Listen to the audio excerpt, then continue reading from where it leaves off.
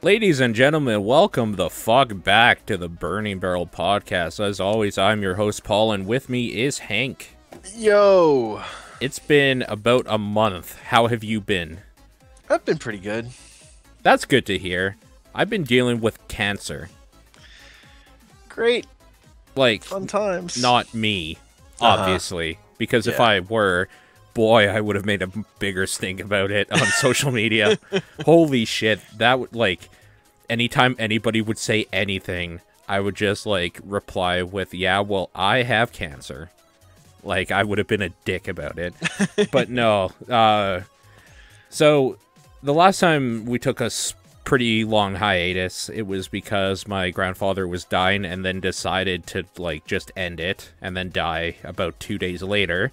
So that was all a nice kind of fucking walk in the park, like, just bullshit week.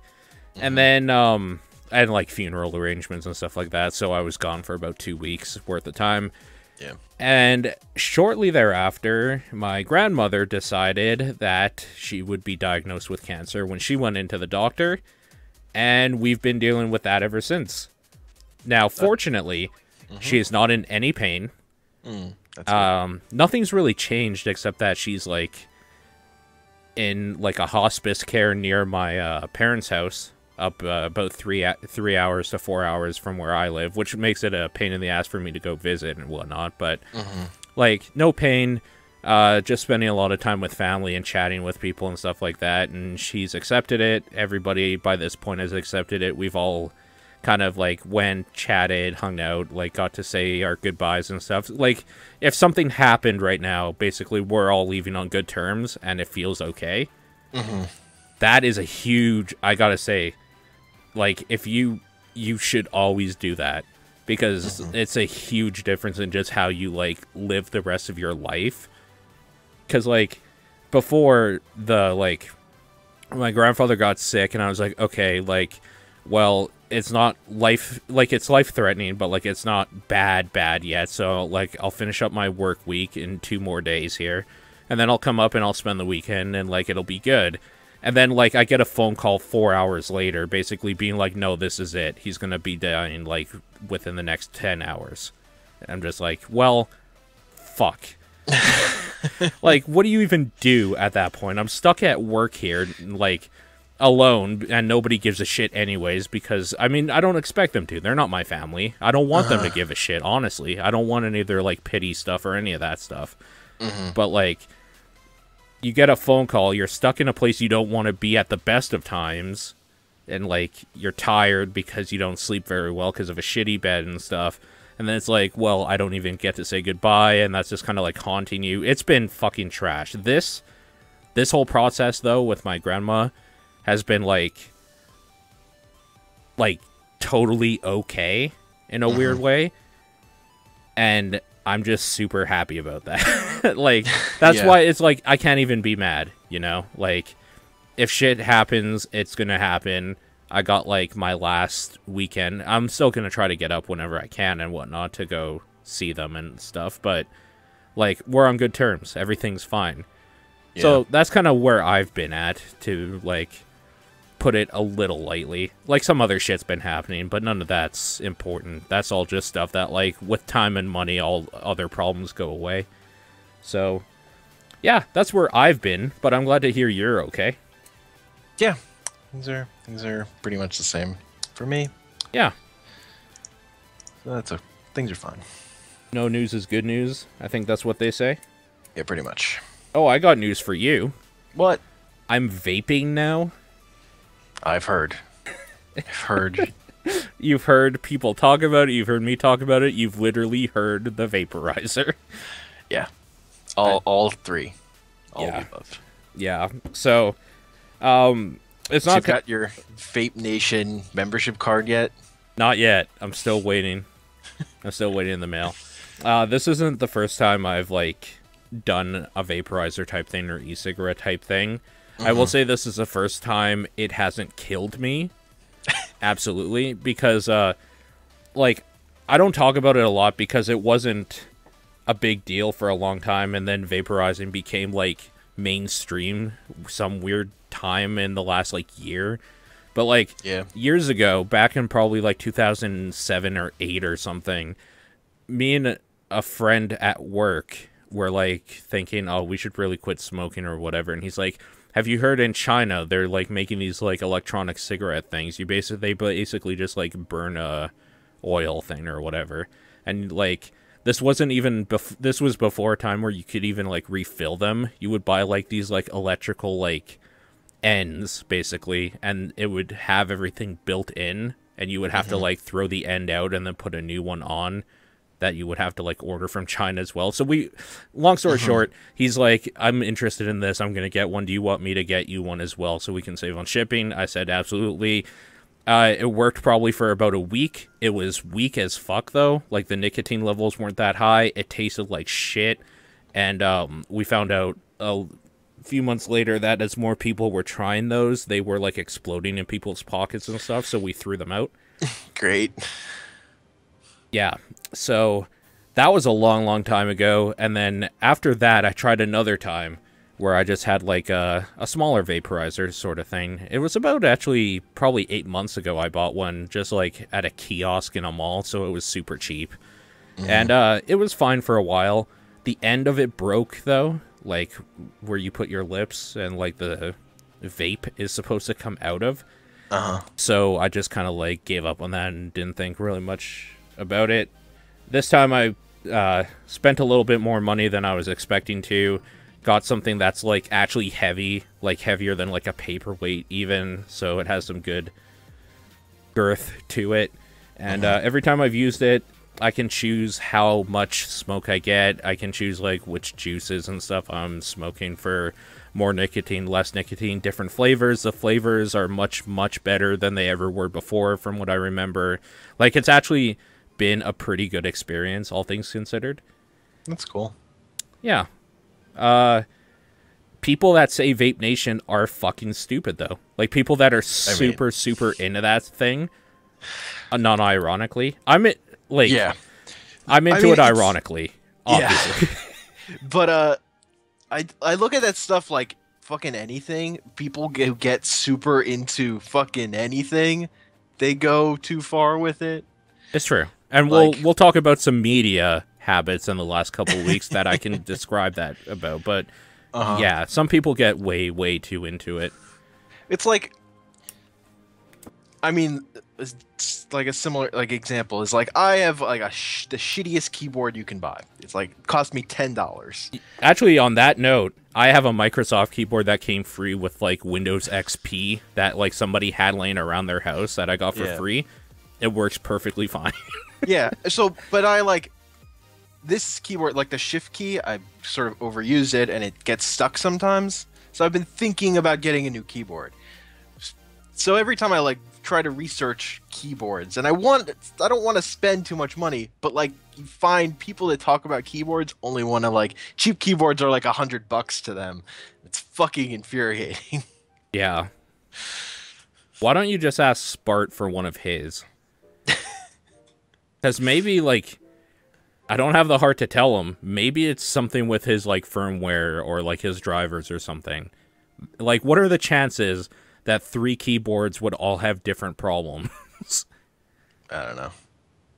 Maybe there's probably a percentage on that. I don't know. I also felt like I hear a lot of stories of people with these high-end things and them breaking. So, I mean, okay. So before I got this free keyboard, and the reason I got it actually was because I used to have a gaming keyboard. It was a Logitech G1015. Let me see here.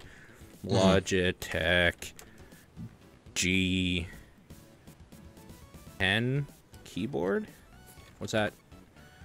I don't know. It was one of these ones with like, it was super old. I got it when like I was playing a lot more WoW than ever before, so probably around 2006-ish, and it only died last year. So like 9 years for a single keyboard, I think that's pretty good quality, and at the time I probably spent about $150 on it. yeah. So $150 for 9 years worth of like constant use because I'm a PC gamer is not bad, but I don't think you get that quality anymore. Yeah. Yeah, I don't know. It's fucking. It's just kind of like when I read that stuff, like the way people they talk about keyboards and mechanical and all this stuff, it like infuriates me. I'm like, fuck it. I'm buying the cheapest fucking thing I can find. Yeah. If that works, that's fucking great. And it does, right? And it does. Like, Yeah. I don't have a problem. I don't. Drives me. It's like I like theoretically I use my fucking keyboard all the time. There's Yeah. like a world in which it would make sense to put a little more money into it, but not a fucking $100. That's a lot. The only thing I ask for a keyboard is it not be like a flat key keyboard, like a laptop or something. I hate those. That's all I ask. I don't need mechanical keys. I don't need like weighted anything. Like I just need them to jut out of the keyboard a little bit so I know where the keys are easy. And then I'm good. That's it. Oh, also I need a numpad. Yeah, fair enough. Yeah. Numpads are super important to me. Mainly because, like, in the line of work I've been doing for, like, the last, I think, 9 to 10 years, I've used the numpad every single day for, like, hours. So it's just, like, the way I enter numbers now. Yeah, fair enough. Yeah. Yeah. Also, like, when I've looked at, like, buying bicycles, and the fucking people who talk about bicycles are fucking crazy, too. It's just, like, one of those things. If you try and find information, you find too much. You can't find, like, that right middle ground of, like... And they all say the same thing. Like, according to people that are into a thing, every single product is good for it. Yeah. So you don't know what's actually good. Like, that's the problem is, like, I want to buy a bike. Okay, best bikes under, like, I don't know, 300 or 400 or whatever you're going to spend. You'll get, like, 1,000 different reviews for every type of different bike, and they'll all be 4 to 5 stars.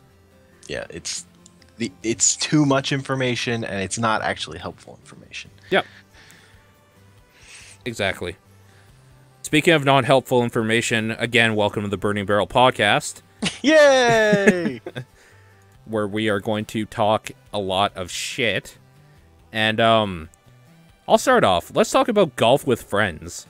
Okay. The Blacklight Interactive two-man team, I think it's a two-man team anyways, mini-putt game that is sweeping the nation by storm. And by nation, I mean, like, a couple streamers I've seen play it and, like, our group.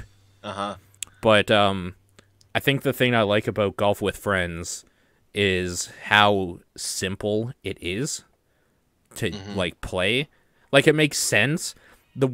I mean, we can talk about weird things, but, like, that game seems like it's in alpha right now, but it seems like it has a solid groundwork for a lot of crazy stuff to come, including Steam Workshop, like, custom levels.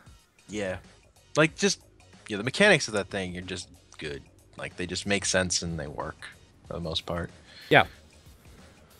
Not to say there aren't problems. There are multiple problems with that game. Like, I'm sure it happens whenever you make a physics-based thing. So, it's going to happen. The devs are super, super chill dudes who, like, anytime I ask them anything, will respond on Twitter within, like, half an hour. That's pretty great. Which is dope as fuck, because I hate it when devs don't respond to some, like, indie devs, I mean. Obviously, like, if I say, hey, Blizzard, can I get Overwatch for free? They're gonna ignore me. But, like, they're super cool about that. They're very big into, like, their community and spreading the word and stuff, so they're retweeting people that even just say Golf with Friends and stuff and are, like, playing it and all that sort of stuff. So, it's, I don't know. The whole thing is really, really cool, but the funnest thing so far for me is that we threw a tournament. Yep. Burning Barrel Open Invitational, Open Classic, I guess was technically what it was called, for Golf with Friends. And I think it went really well, considering some of the constraints we had. Challenge decided to shit itself as I was loading it up. I can explain maybe a little bit in detail what happened. So what happened is I had the full roster in there, and it automatically, like, put a seed in for, like, how everybody's gonna go and all that sort of stuff. And then when I went to go start it, it deleted everybody except for 2 people. Great. So I had to manually add them back in, and when I did, it wound everything, even though we had already started with the first match.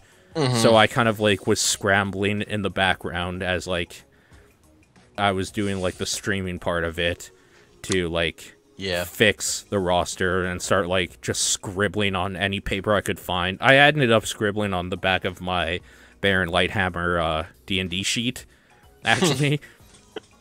So, yeah. I feel like Challenge screws up like every time I see someone run a tournament with it.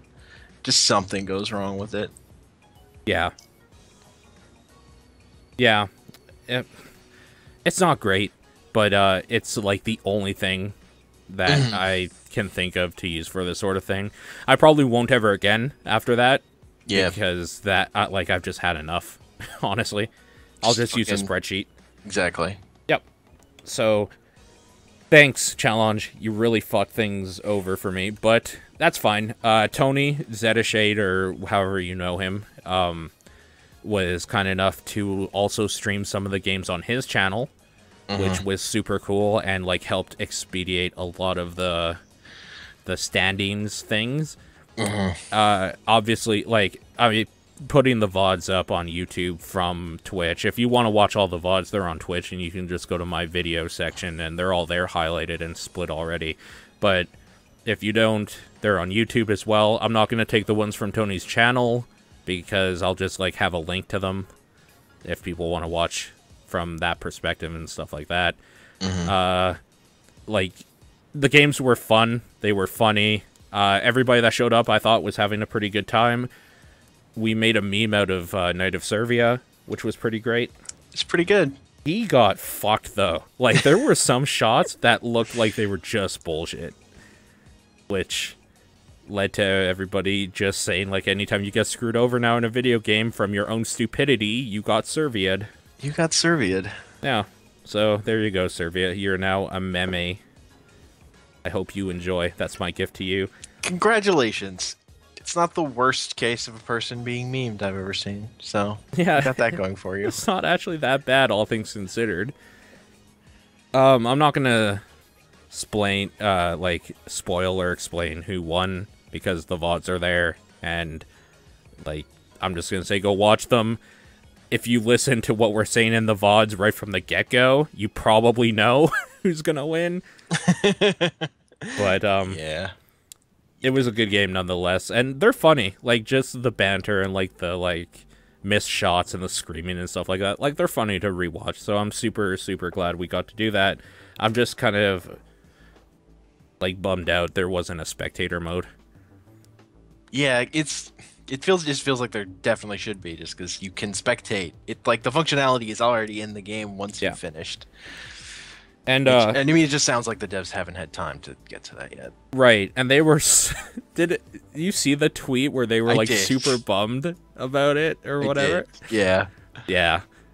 Like, I can't even remember what it said, but it was something just, like, along the lines of, we had, like, a tragedy or something. Yeah, like, real life, personal shit got in the way. And that, well, yeah, but, like, for just a game thing, it sounds like they were trying to, like, push something in the new patch they're going to be releasing, and it broke literally everything. Like, they have bugs they need to work out first. Yeah. Yeah, no, it was funny. It was a funny thing to read, and I was just like, you know what? I can't even be mad because that response is so good. I hope you guys do more golf, whether or not a tournament thing. That is definitely the plan. We didn't even do the final round of golf because we were so over time. Yeah, the time was not estimated correctly. That took way longer than I could have thought, really. Fucking, I always forget how fucking long double elimination tournaments are. They always take forever. You know, I've run a few of them now, and I do too. Every time. Yeah. Every time I'm like, okay, well, like, at most, this is probably going to take, like, 4 hours, and it ends up turning into, like, 7. Like, it turns into a long fucking time. It's not even the double elimination part. It's that I always forget that even after, like, both sides of the winners and losers bracket are done, they still have to play each other. There's still the final, like... Yeah. There's always one more game I forgot about. I think the way that we did the losers bracket worked in our favor, though, with putting 3 people against each other and then, like, doing the last few games and then the last 3 people against each other. Because at the end of the day, like, whatever, everybody got their second chance for glory. And then the people that did good in their second chance got a third chance against 2 other people. And then if they did good there, they would move on. Yeah, it worked out somehow. Everything we did to cut time was good because people were starting to, I could feel it. People were getting tired by the end of that thing. Oh, dude, I was tired. I was like, I never want to see golf again. I'm so done with golf forever. But no, that'll be a good thing to revisit when there are more maps, more courses. Yeah, yeah, absolutely. I'm super excited for customization coming in the game. I'm super excited for them opening it up to Steam Workshop community stuff eventually when it's stable. And, like, the crazy amount of shit we can see when that happens. Yeah.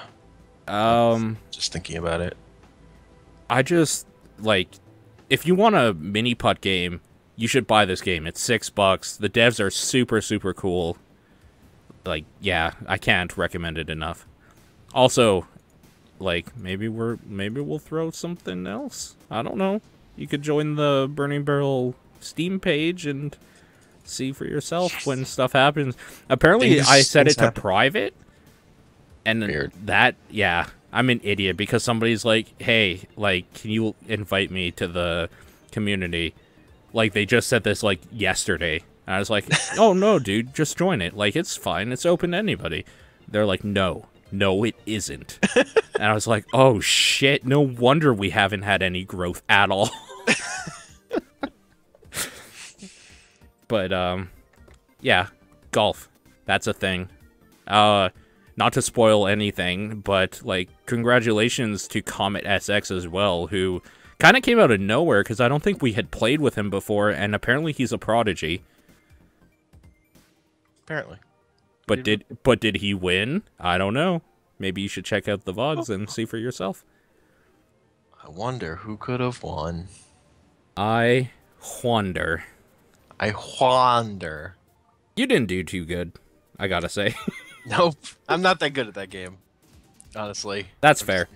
There's one of the problems I have, and I kind of got over it when, like, I just ended up playing like 30 hours of it somehow, is that there's a weird bell curve in your power where, like, the power between 0 and 1 on your power meter isn't nearly as strong as the power between 1 and 2, even though it's the same distance. Like, it exponentially increases. And it's weird. It's a weird thing to get used to. The thing that really fucks me up is, like, if I miss, I get really stubborn and just keep trying over and over again to hit the same shot, and that racks up my score on a couple of holes. That's just how it goes for me. Yeah. I get stuck. Yeah. Tunnel visioned. And I just want to fucking do this one thing correctly. Yeah. Where you're just like, I know I can make this jump or something. Yeah. Exactly. But, like, at that point, like, if you're far behind enough anyways, you'll just do it. Like, you'll go for it enough times because you don't care anymore. Yep. Yeah. So what else have you been doing? That's actually more recent. Let's go back in time a little bit. Back in time. I played a lot of video games. Yeah, you played Okay. A lot of them are betas that we can talk about together, so that's fine. I'd like to hear your opinion on Pokken, because we actually haven't talked about this at all. Nope. So, Pokken Tournament. My short answer is, I think it's a good fighting game for people who haven't played fighting games. Okay. Like, as a fighting game for kids, or like a fighting game for people who just like Pokemon and aren't into fighting games, I think it actually works pretty well. Because you never have to do any of the... Because it's simple. You never have to do any quarter turn moves or anything. It's Right. built for a D-pad. Like it's arcade controller that you can fucking buy, and I did because I like dumb controllers. Hmm. Works. It just has a D-pad and then buttons on the side. Like it's always just holding a direction and then hitting a button. That's how you do your moves. So it's like a more successful idea of a beginner fighting game compared to Rising Thunder. I think like this works in a way Rising Thunder didn't in terms of just being accessible and Sure. like working and sort of teaching you certain things about fighting how fighting games work. Um, I find the switching between two perspectives thing, it's a little weird, but honestly you get used to it. See, that's what I hated. I couldn't wrap my mind around because I watched some people play it. And I was Yeah. like, oh, I just wanted Tekken with Pokemon, and that is not this. Yeah, I too wanted Tekken with Pokemon, and I'm disappointed that it's not that. But what it is fine. It's not something I'm ever going to be super into, but I think it works for what it is, and Yeah. I kind of get why they made it that way. In terms of it's more accessible to people who aren't super into fighting games. I honestly wish there were more. The biggest thing for me is like I wish there were more like story or rapping in it, but it's pretty fucking character bland. Okay. It's the biggest bummer for me in terms of like it's just like its story thing is structured around just you ranking up in tournaments and fighting over and over, and there's like a little intrigue mystery in it, but it's very little, so that's great. Really, it made me want to just play Pokemon Battle Revolution, which is just like the Pokemon Stadium game that's on the way. Like it made me miss that, and that's not a great game, but I like it. And that's just regular Pokemon battles. Hmm. The thing... It I- has Lucha Pikachu, which is pretty funny, but I I mostly played as Charizard. I think the Yes. thing I kind of like about it, like to be completely honest, though, is that even though it doesn't adhere to what I wanted, which was Tekken with Pokemon characters essentially, is that it honestly feels like a Pokemon battle. Like the way the UI is laid out is Yes. very reminiscent of like a Pokemon battle. The way you kind of start off in like the free balling mode or whatever, where you're just like your Pokemon are facing each other, and then like you're running around the field, and then when you get in close, it becomes a fighting game. Like I think it's very clever in giving that Pokemon feel, but I didn't want that. Yeah, that's fair. Like that free reign style plays a lot like the Naruto fighting games, actually. Okay. That's the style of those games just are in all the time, is that sort of 3D free range mode. So I've seen fighting games that do that, but they're just not that, like, they don't hit the way classic fighting games do Right. for me. But I get it. Sure. Cool. Yeah. Was it worth your money, do you think? Like, in all honesty. If you Well, I if got you knew what it for like $40 because of sale stuff. So that was I'm okay. I'm not. It's not great. It's not a great value because I also bought that dumb controller. Oh, did But you? yeah, that thing was like $25. It was cheap for a controller. Oh, okay. And I honestly liked playing the game with it better. Like I didn't think it felt good when I played it with the gamepad. Which is also the weird thing the game does is when you play, because of the weird screen setup, when you play it multiplayer on your TV, like fucking local, one Yeah. person plays on the gamepad and one person plays on the TV, and you see different things. You see the opposite angles. So I experimented with the gamepad just to see how it felt. I didn't love that. I definitely liked that controller they built for it. I just thought it played a little better with that thing. But I'm not super into that game, so Yeah, okay. whatever. But like, there's like no other Wii U games. That's like the Wii U game I bought this year. Oh, this year, yeah. Yeah. I was Yeah, gonna say, like, there's a lot of other Wii U games. Yeah, no, I just mean recently. Sure. Knowing what you know now, though, like, would you buy it again? maybe just. But I have a weird thing where I just like having fighting games for the dream of having people together and just running through a bunch of them. I So mean, that's the dream. having another weird fighting game in my collection is still a plus. Sure. I still like it for that. Okay. Which is honestly generally how I end up buying most fighting games that I buy. Okay. Yeah, sure. Cool. What else have you been doing? Still more video games. So I'll talk about Oxenfree. Yeah, this is a weird indie title that's kind of like a horror, right? Yeah, it definitely has horror aspects. It's very like story driven. It's sort of similar to Firewatch, except it's not first person at all. Right.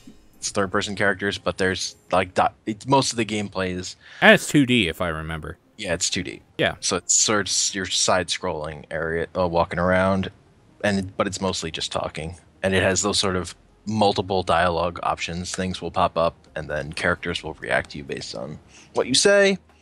And then there's like horror stuff, like you're a bunch of teenagers on an island, and we're there to drink, and then you discover fucking supernatural ghost shit, and it's weird and creepy and horror.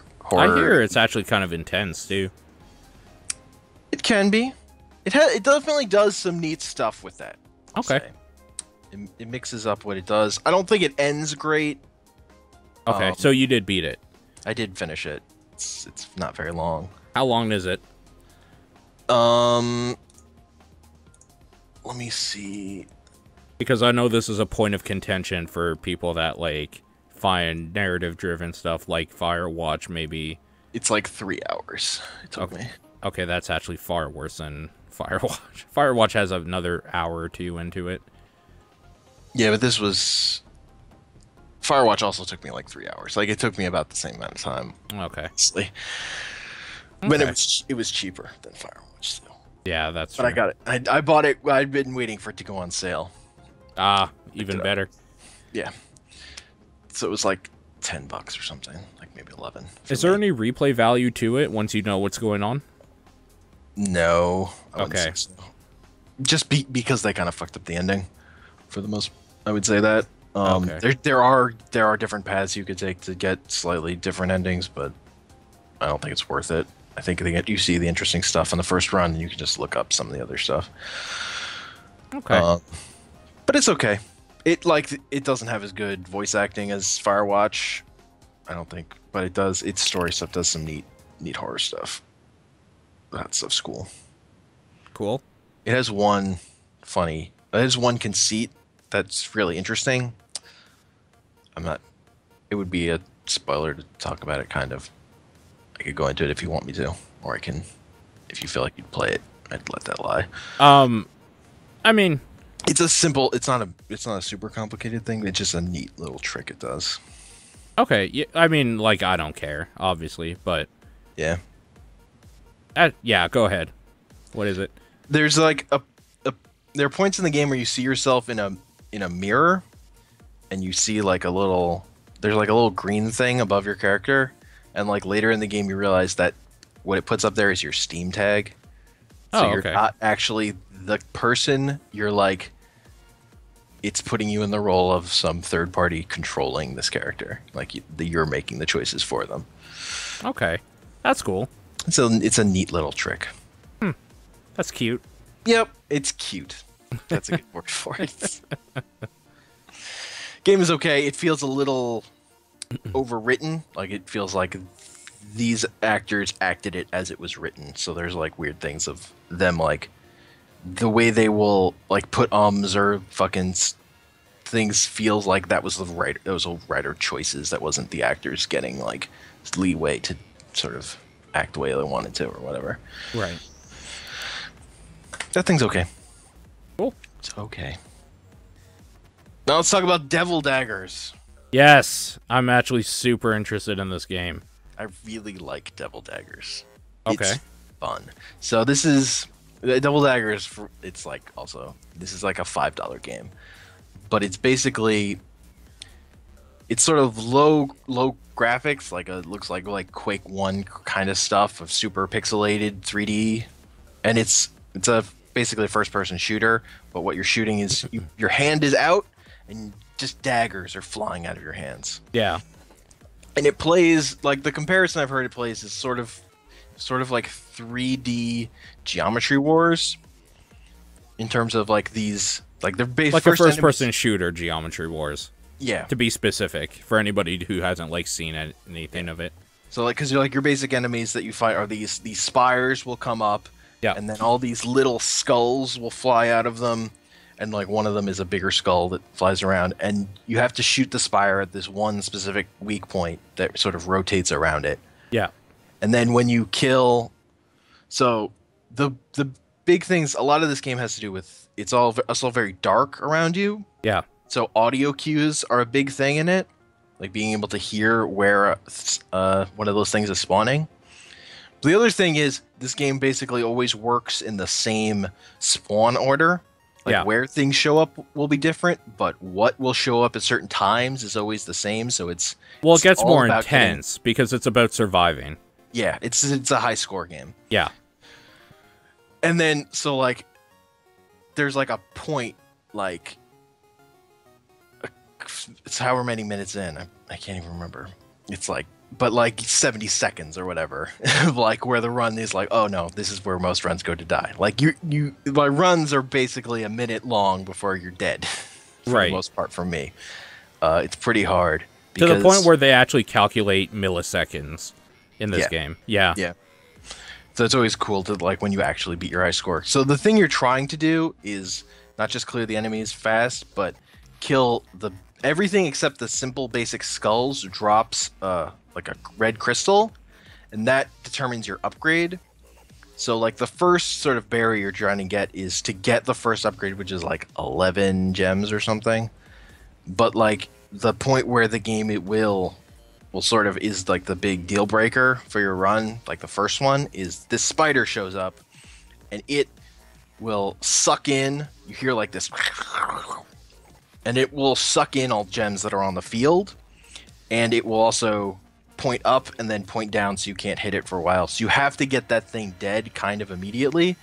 But as you're trying to kill that, a bunch of spires have popped, and so there are skulls rotating all around you. So if you can't get that thing, you're gonna be overwhelmed. Right. And right as you're hitting that, you're hitting the point where you should be around the point where you're about to get the next upgrade, which you pop up an extra finger, and then the game slows down for a bit, and you start shooting more daggers, which is pretty funny. Like the part of the upgrade where you're like you're getting more fingers up on your hand is a cool little visual thing. But also this game, like, it just plays really good. Like it even has like rocket jumping, because you can you single click, it'll do like a shotgun blast, or if you hold it, it'll send out a stream. And if you like if you shotgun blast and look at the floor at the same time, it'll be like a rocket jump, and you can bunny hop in this game. Okay. Like it just plays good, and it's just like a good thing of like, I want to warm up for playing some competitive like MOBA or something if I wanted to play HOTS, and I just want to get myself ready.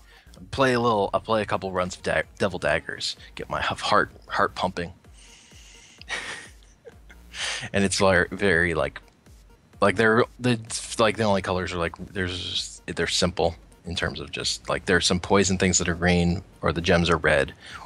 Generally the weak points are red, but on the spider things, actually the weak point is their face, which is right above the red part on them, which can throw you off the first time until you realize that. And it's like face like glows yellow when you hit it. It's just cool. Like for a $5 game that's just about trying to do runs on high scores, it's pretty fucking good. And that's going to be one of those games that like on a sale will be $1. Like, yeah. So that'll be cool for sure. If people want to check it out. Yeah, it's a cool thing. You know what? It seemed like a cool thing. What? Nova Covert Ops. So it's more StarCraft 2. This is cool. It actually takes place after the end of StarCraft 2, but you don't have to have played StarCraft 2 to get this. And like, I think you can actually just get this as a standalone thing. You can just buy it, even if you've not owned any other StarCraft 2. It shows up as like a fourth thing on the story selection thing. And it's like, each mission pack. So they're doing 3 mission packs that are going to come out supposedly by the end of this year. Okay. They like built in the game. It says these should all be out before December 1st. And you can pay like American dollars, $7.50 per pack, or $15 for the whole thing. And they're like 3. They're just 3 missions each of single player StarCraft 2 content. That's this one story about Nova post the end of StarCraft 2, where there are this faction of other Terran that are plotting something. Right. That are trying to overthrow the Terran government, basically, they have like a psi emitter, and you're after them. So it's also like, so what's cool about it generally is just new Terran missions, though they haven't actually made those in a while. Right. There's like 1 Terran mission in StarCraft 2 since Wings of Liberty, I think, which was in Legacy of the Void. It's the endgame stuff. So it's just cool to play with those units again. They're also Blizzard is just doing weird experimenting stuff with this. Like, there's a sequence where you're on a vulture and you have to like click around to dodge traffic. Okay. As you use your abilities on enemies that come in and attack you. Okay. Like, you have like a snipe and and you're just fucking dodging around like trucks on like a fucking 2-lane highway. It's just fucking weird. Huh. It also like it opens with a stealth sequence where you're running around with Nova, dodging cones of vision and breaking people's necks. Weird. And then you get a sword. So this part of the structure of this thing is like upgrade stuff, and it's all modular. So like you get a jump jet upgrade for your units, and you can put it on not any unit, but any one of these specific units. Like you can put it on your siege tanks. Your siege tanks can rocket jump over to up a ledge, or over onto some over a gap. And you can either put that on your siege tanks, or you can put that on some other unit, like your Hellbats or something. Like you have to, you only get one of them, so you have to choose which of your units you want to have them. And then you also have a bunch of different things for Nova herself. Like you can have her be invisible all the time, or she can have like a jetpack so she can jump up. Okay. So she can be like a Reaver and jump up terrain and stuff. That's pretty cool. There's good modular stuff. Because you only have 3 missions in this pack, you don't get to experiment with that stuff that much in this one. But that'll be cool cool down the road as that sort of opens up and you get more stuff to play with. And they're cool missions in this. I liked it. It's cool to see more StarCraft 2 stuff.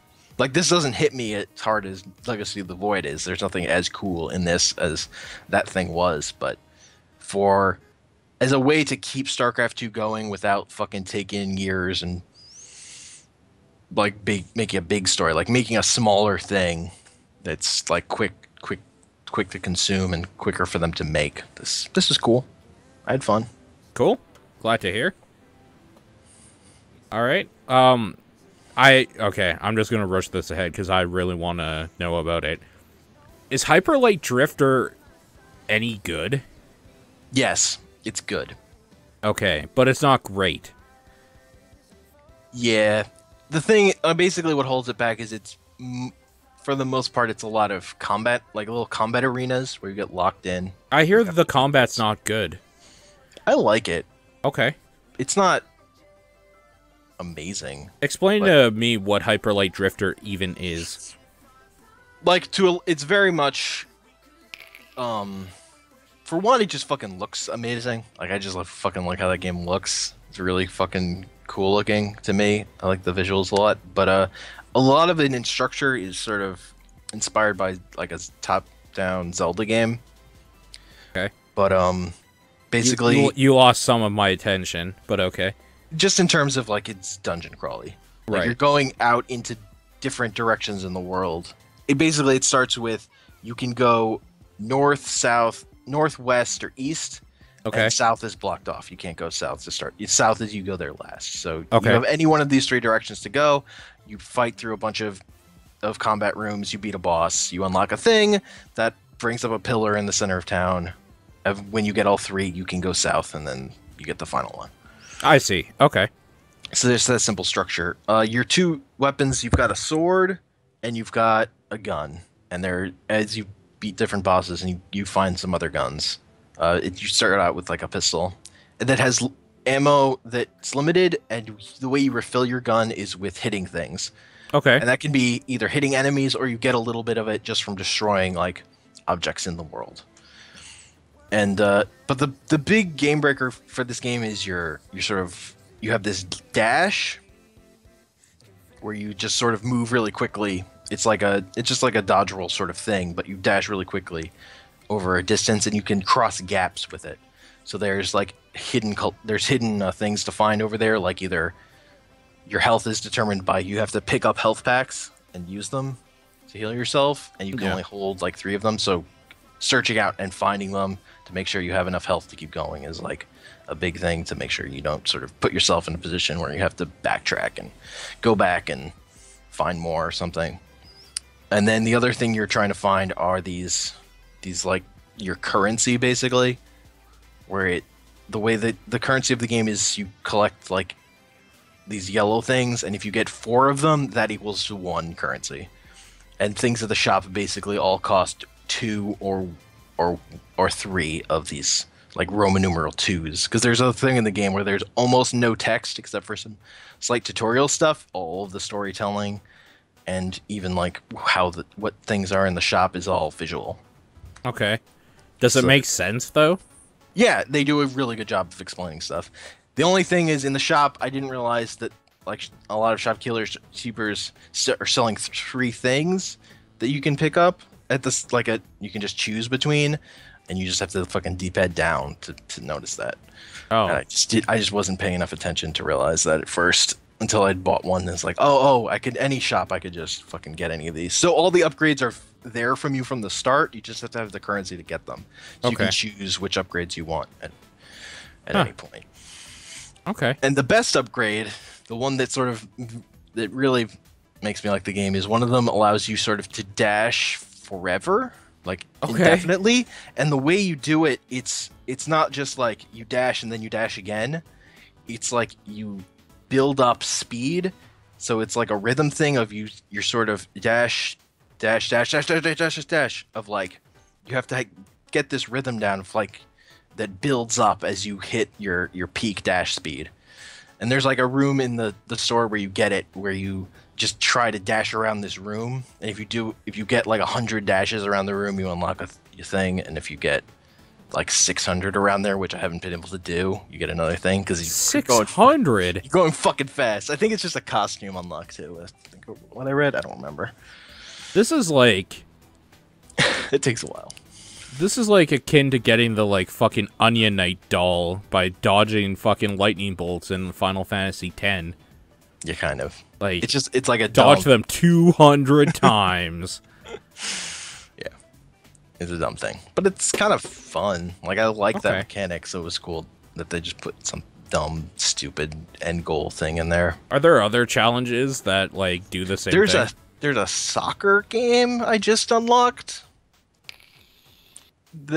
where there's like just a dude and there's a ball, and you move it by attacking and hitting it, and then there's this dude who's trying to block it, and if you can score more goals before he scores the maximum on you, I guess you probably get something. I don't know, I haven't been able to do it.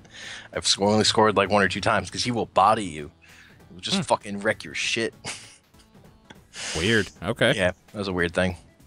But I just like the combat arenas. I like the combat. Like they're little fun little things. The ball fights are tough. The game is hard, but it's fair, because you always respawn at the last checkpoint, which is only ever like 1 or 2 fights back.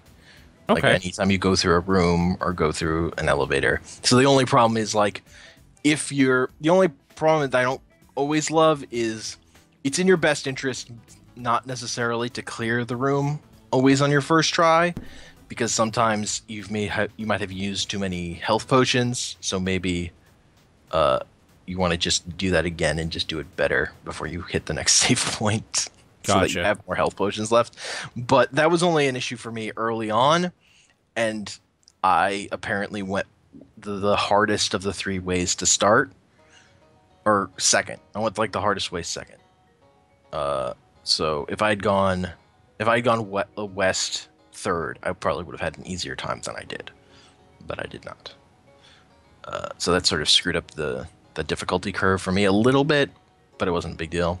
I also did a dumb thing early on where I was just dashing into pits looking for secrets early on because I was just looking for stuff, and every time you fall off a pit, you lose 1 health. So I kind of put myself in behind on health early on in a way I probably shouldn't have. Yeah, it's just cool. Like the boss fights are fucking challenging and fun, and it's just like, but you respawn right there, so like that doesn't hit me in the way of like, oh, I have to go all the way back and do this all over again. I'm still just right there. Just fucking do it. Okay. Like, it's not super hard. And it's just like you get to.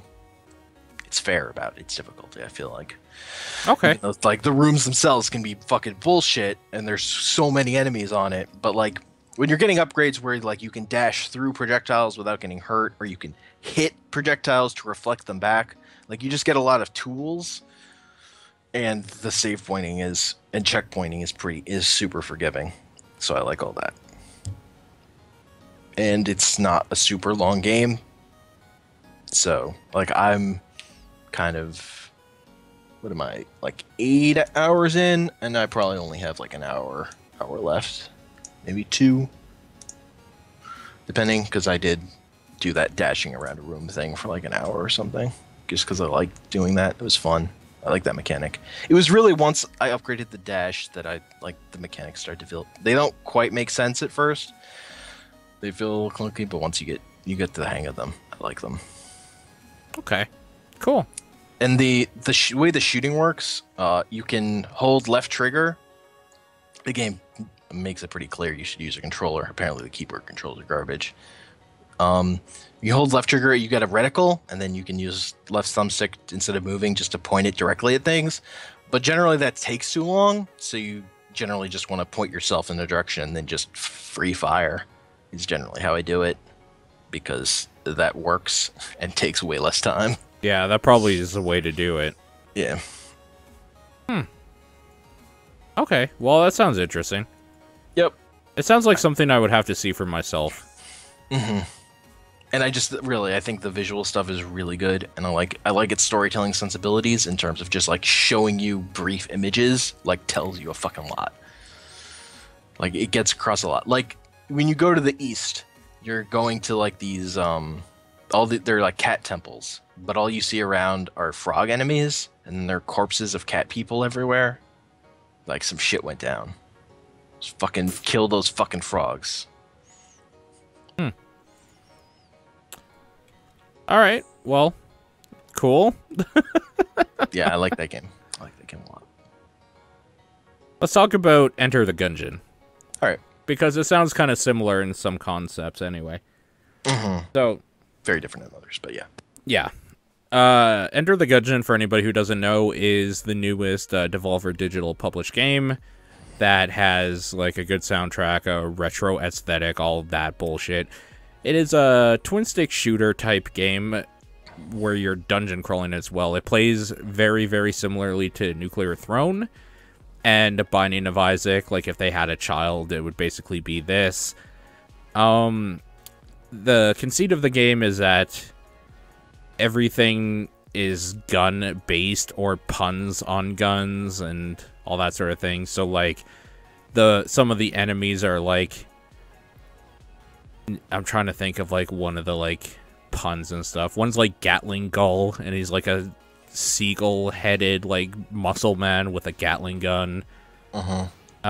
The Beholster is one where it's a beholder, but instead of eyes on the end of each tentacle, it's, like, a different gun that would do, like, what a beholder's, like, attacks would do, sort of thing, or just, like, randomly. It's okay. So... the problem I have with this game, first of all, is that it's one of these games that, like, was released to people to stream and do YouTube videos on and stuff about a year and a half ago. Like, a long fucking time ago. And at that time, I was like, this looks dope. I can't wait till this comes out, and then forgot all about it. Uh-huh. Then it comes out again, and like people are doing the same thing. Like they gave out like the final build and stuff to streamers and shit.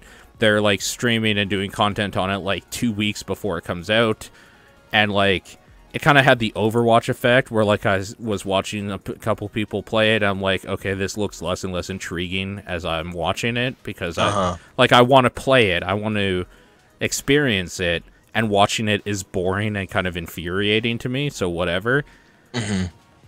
But like, I guess I'm in the minority, because when it came out, every single person on the internet was like, oh my god, I need to suck some dick for Enter the Gungeon. Like, everybody was so obsessed with it. And like, it came out, I was like, okay, cool, I can finally play it now. I purchase it, I'm like, this game feels okay. I don't think it feels as good as everybody says it does. I think they're completely wrong about that. The dodging...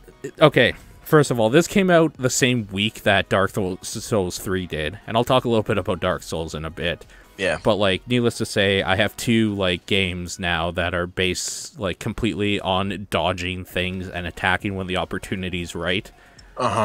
And going from something where, like, I know they're completely different in how they play, but going from, like, a design that takes that into consideration perfectly for how the game's supposed to be played, like Dark Souls, and then just kind of like, yeah, whatever, use this roll to dodge shit, in Gungeon. It's infuriating in a way I can't explain. The invincibility frames are ridiculous in Gungeon. Like, if you're just rolling all the time, you will never get hit. But of course, you're never going to do damage, so that would be a fool's errand. But, and, like, the gunplay itself, I think it's really, really cool. Like, you get different guns instead of, like, upgrades. Like, you still get some upgrades like you would in Isaac, where, like, your bullets do a little bit more damage, or health upgrades and blah, blah, blah. But the big thing you're picking up is more guns. Yeah. And the guns are novel, like, at first. It becomes a min-maxy type of thing like Isaac does, though, eventually, where you're just like, well, if I don't get, like, this gun, I'm going to have a hell of a hard time beating this boss, sort of thing. I mean, or, like, a harder time. All roguelikes kind of come down to that for them. Not all of them, but a lot of them. Well, like, for the most part. One, you've played them a lot.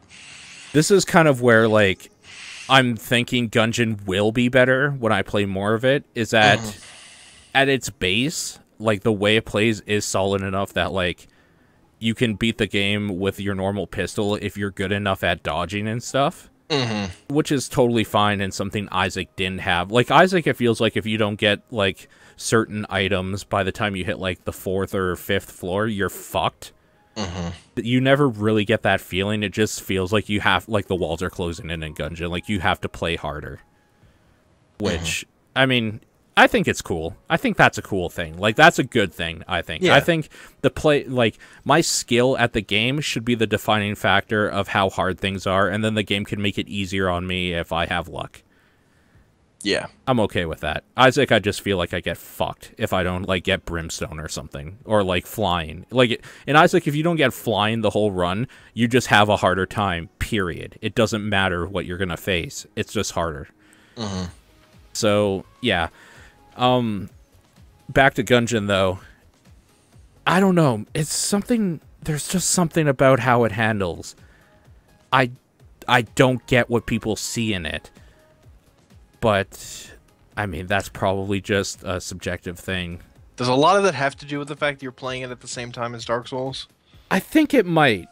Let's turn the tables and talk a little bit about Dark Souls, just in general. And then, like, I can talk about 3 a little bit more. But, the way Dark Souls works is that a lot of that game is about kind of like planning on the fly, and then when shit goes wrong, just adapting and being able to survive, sort of thing. The rolls have a certain timing to them. You can upgrade, like, your poise and stuff like that, and, like, the invincibility frames you get when you roll, like, how tricky you are and how hard you are to hit, or how much damage you just want to be able to tank. Like, the nice thing about Dark Souls is that it's one of those games that, like, if you're playing, like, a leather-based or, like, light armor-based character that, like, has fast rolling speed and stuff like that, you're just probably never going to get hit. Or you could just play a bulky motherfucker who just, like, puts down his shield and says no, and, like, takes every single fucking hit that a boss can give you, and then you attack back. Like, it's how you want to build it.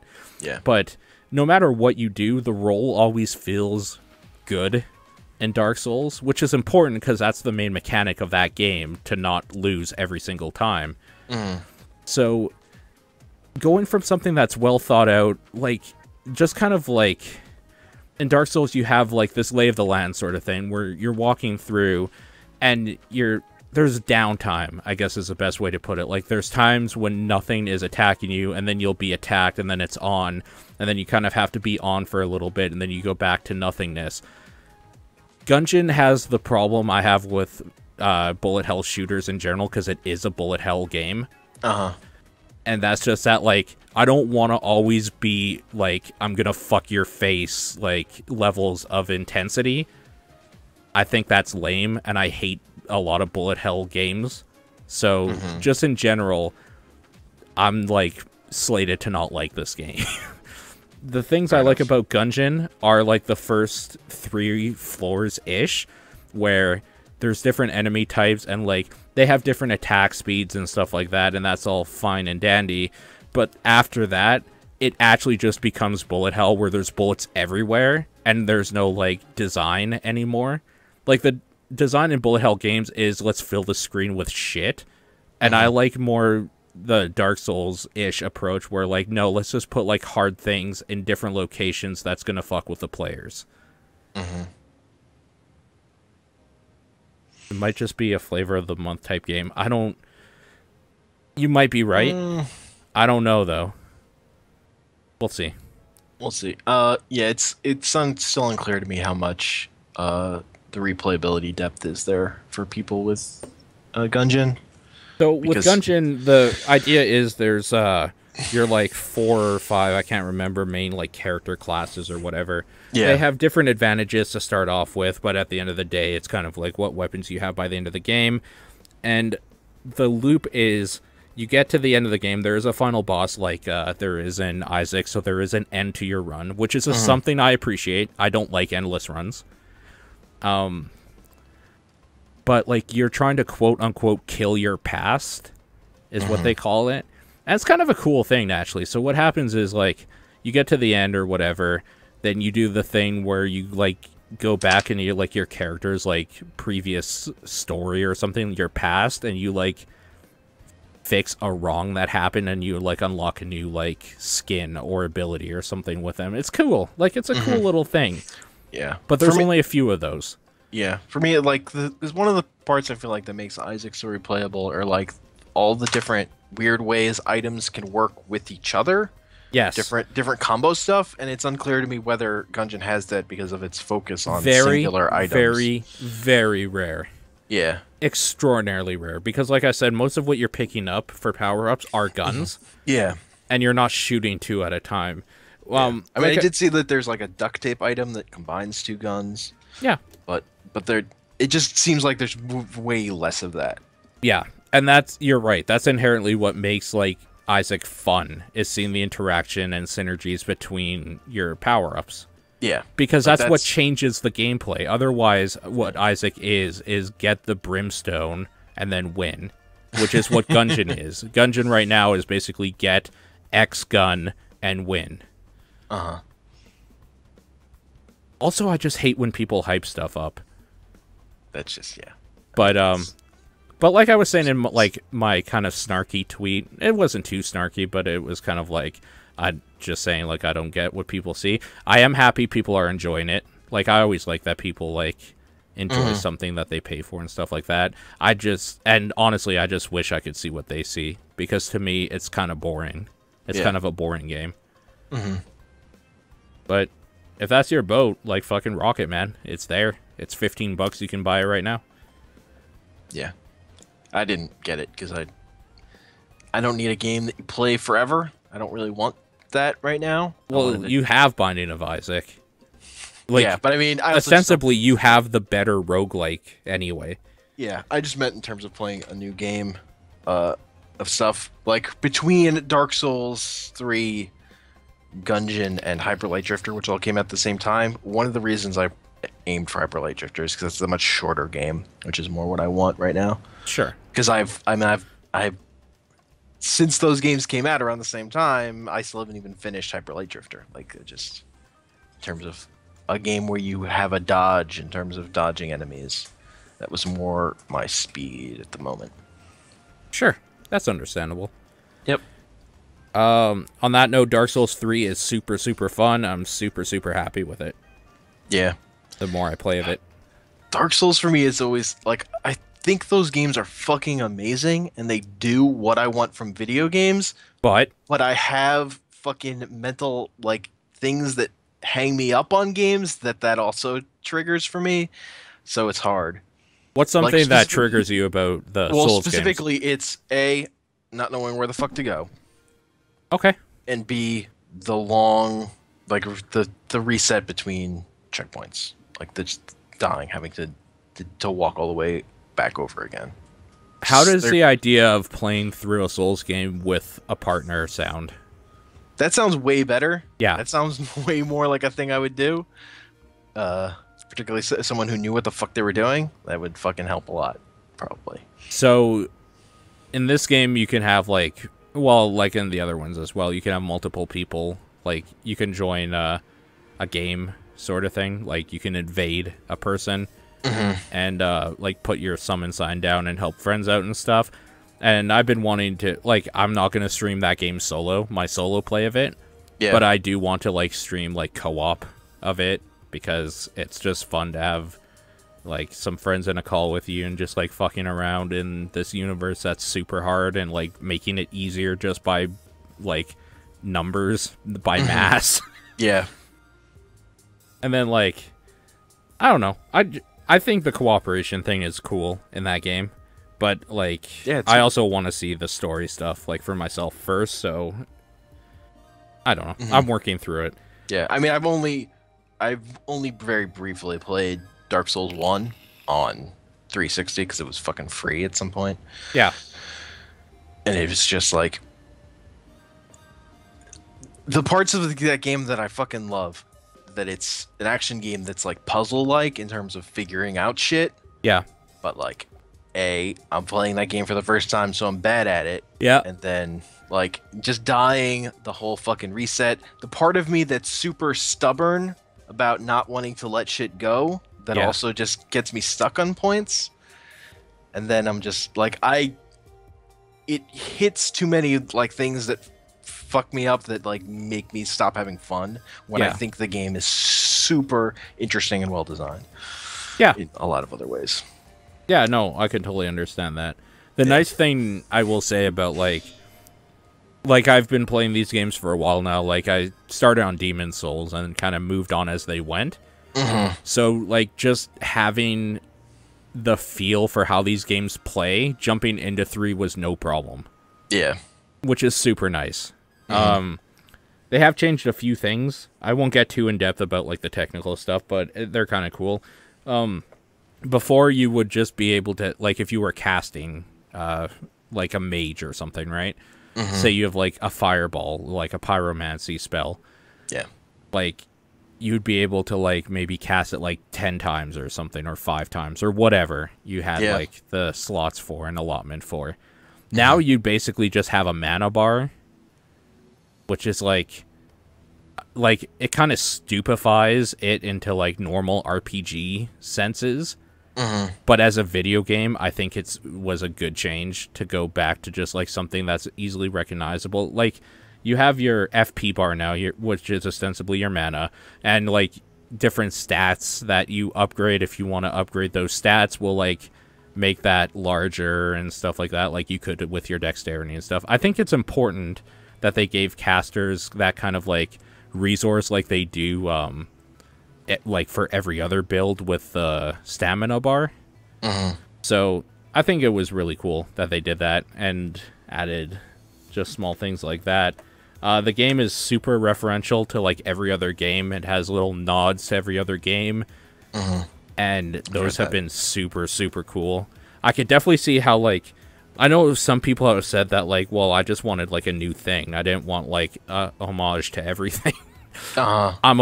Like, being this far in the series, I'm okay with the homage and, like, them wrapping up, like, an idea they have in the story. Yeah. So I've been super cool with it. The thing they took from Battleborn, or not Battleborn, we'll talk about that in a bit, from Bloodborne, yeah, is that enemies are super aggressive. Like, when they see you, they'll, like, some of them, maybe they'll, like, point at you or scream or something, but then they fucking run at you, and then they just start slashing at you like crazy. And it makes the game, like, the Souls game, feel scary in a way that it never felt before, because before it was like an enemy sees you, they lumber over to you, and, like, or run over to you, and then you put your shield up, and then you, like, do a circle walk around them, and then stab them in the back, and then they die. Like, that's basically how you played some of the older Souls games. But now, like, some of the knights that you meet, like, in the first area, even, like, after the tutorial area, you just, like, they run at you. You put your shield up, and you're trying this old tactic, and then they do, like, this animation thing where they, like, take their sword, and then they do this, like, sweeping thing the way you're, like, trying to circle around them, break your guard, and then stab you. And you're just like, oh shit, this is actually a fight now. So the game focuses a lot more on dodging than ever before. The circle strafe thing will work on some enemies, especially the dumber ones, and, like, any enemy if you just time it properly and whatnot. Yeah. But not the same way that it used to. If you had 100% physical resist shield in the other games, and you just, like, put it up and circle strafed with enough stamina, you would just never take damage until you had an opening, and then you would just attack. Which is kind of okay, because it's, like, the way the game was designed. But now the game was designed that, like, things hate you. Like, you are going to get fucking murdered if you don't, like, use both blocking and parrying and dodging. Like, use your whole arsenal, asshole. Don't just, like, put your shield up anymore. Yeah. And I like that. I like it a lot, actually. I hated it at first, because I was like, well, this is how you play a Souls game. Like, I was being a little pussy bitch about it. And then I started dodging more and stuff. I'm like, no, this feels like a duel now. Like, every time I fight one of these knights now, it wasn't just, like, some, like, battle of attrition of, like, who's gonna put their guard down first. Now it's like, we're fucking exchanging blows and parrying each other and blocking each other's guards and stuff. Like, it's fucking dope. But on the other side of the spectrum, it's harder that way. Yeah. The thing I will say, the way they did make it easier is that before, enemies, like, would take a few hits before they would be staggered or, like, anything like that. Now, like, if you get some good hits on an enemy, you can combo them pretty good.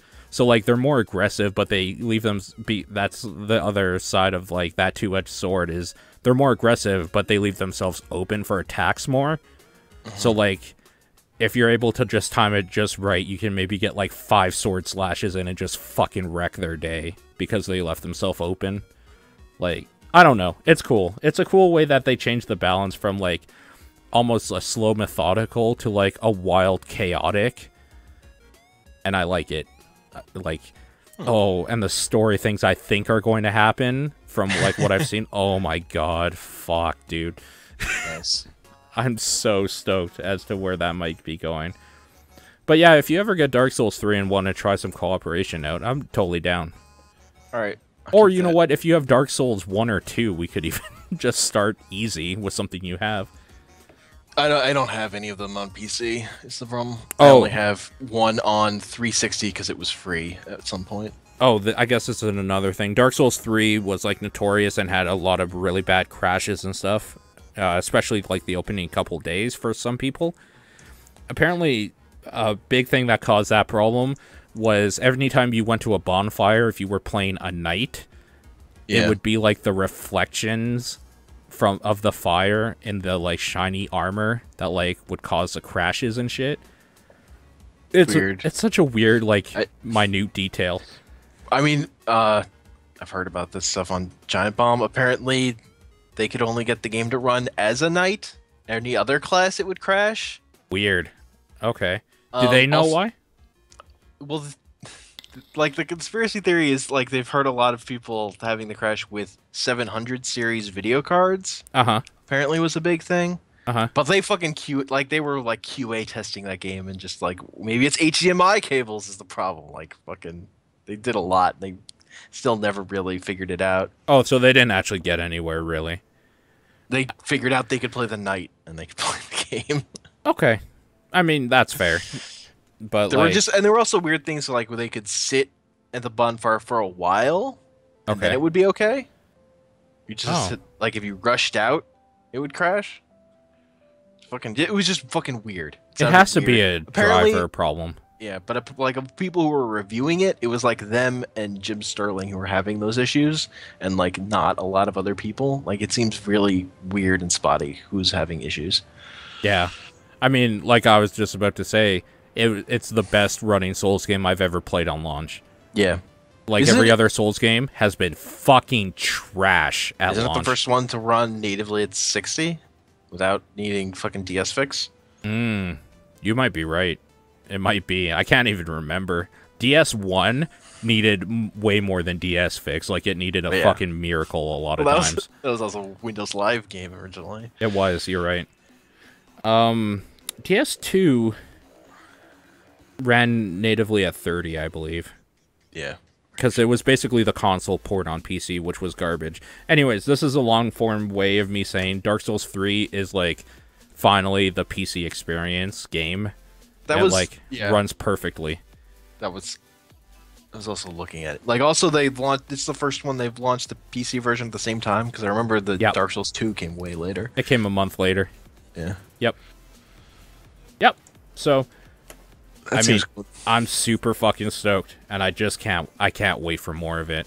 It's so fucking good. Holy shit, is it good.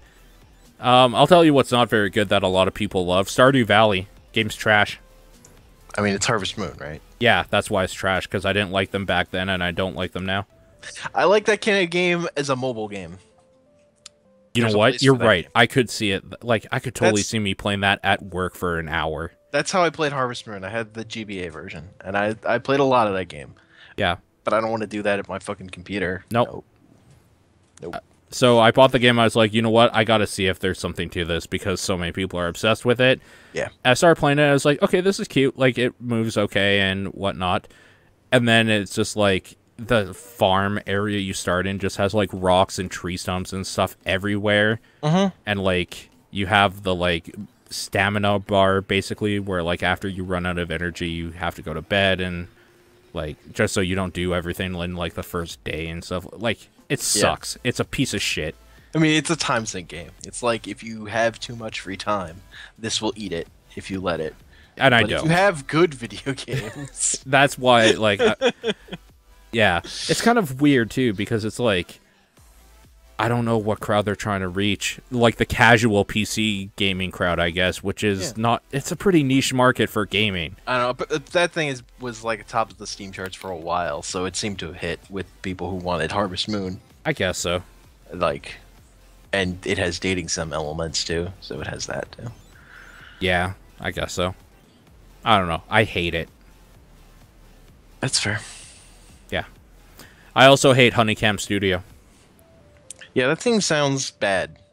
Yeah, so the way I was describing it a little bit on TDP is that, first of all, let's back up for a second. The reason why Honeypot Dev or whatever, like the people that made Honey Pop, Uh-huh. the reason that game I think works and why I respected them for that game is that it mixed different genres together into a thing that worked really well when put together. Like, it had some like RPG elements with a dating sim, with like a really good match 3 game, and they all kind of coincided.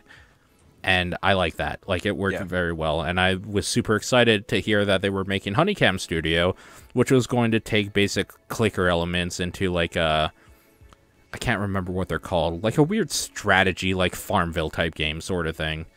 Simulator. Like a simulator, yeah, whatever. Yes, I don't Like, know. yeah, whatever the name is. You know what I mean. Yeah.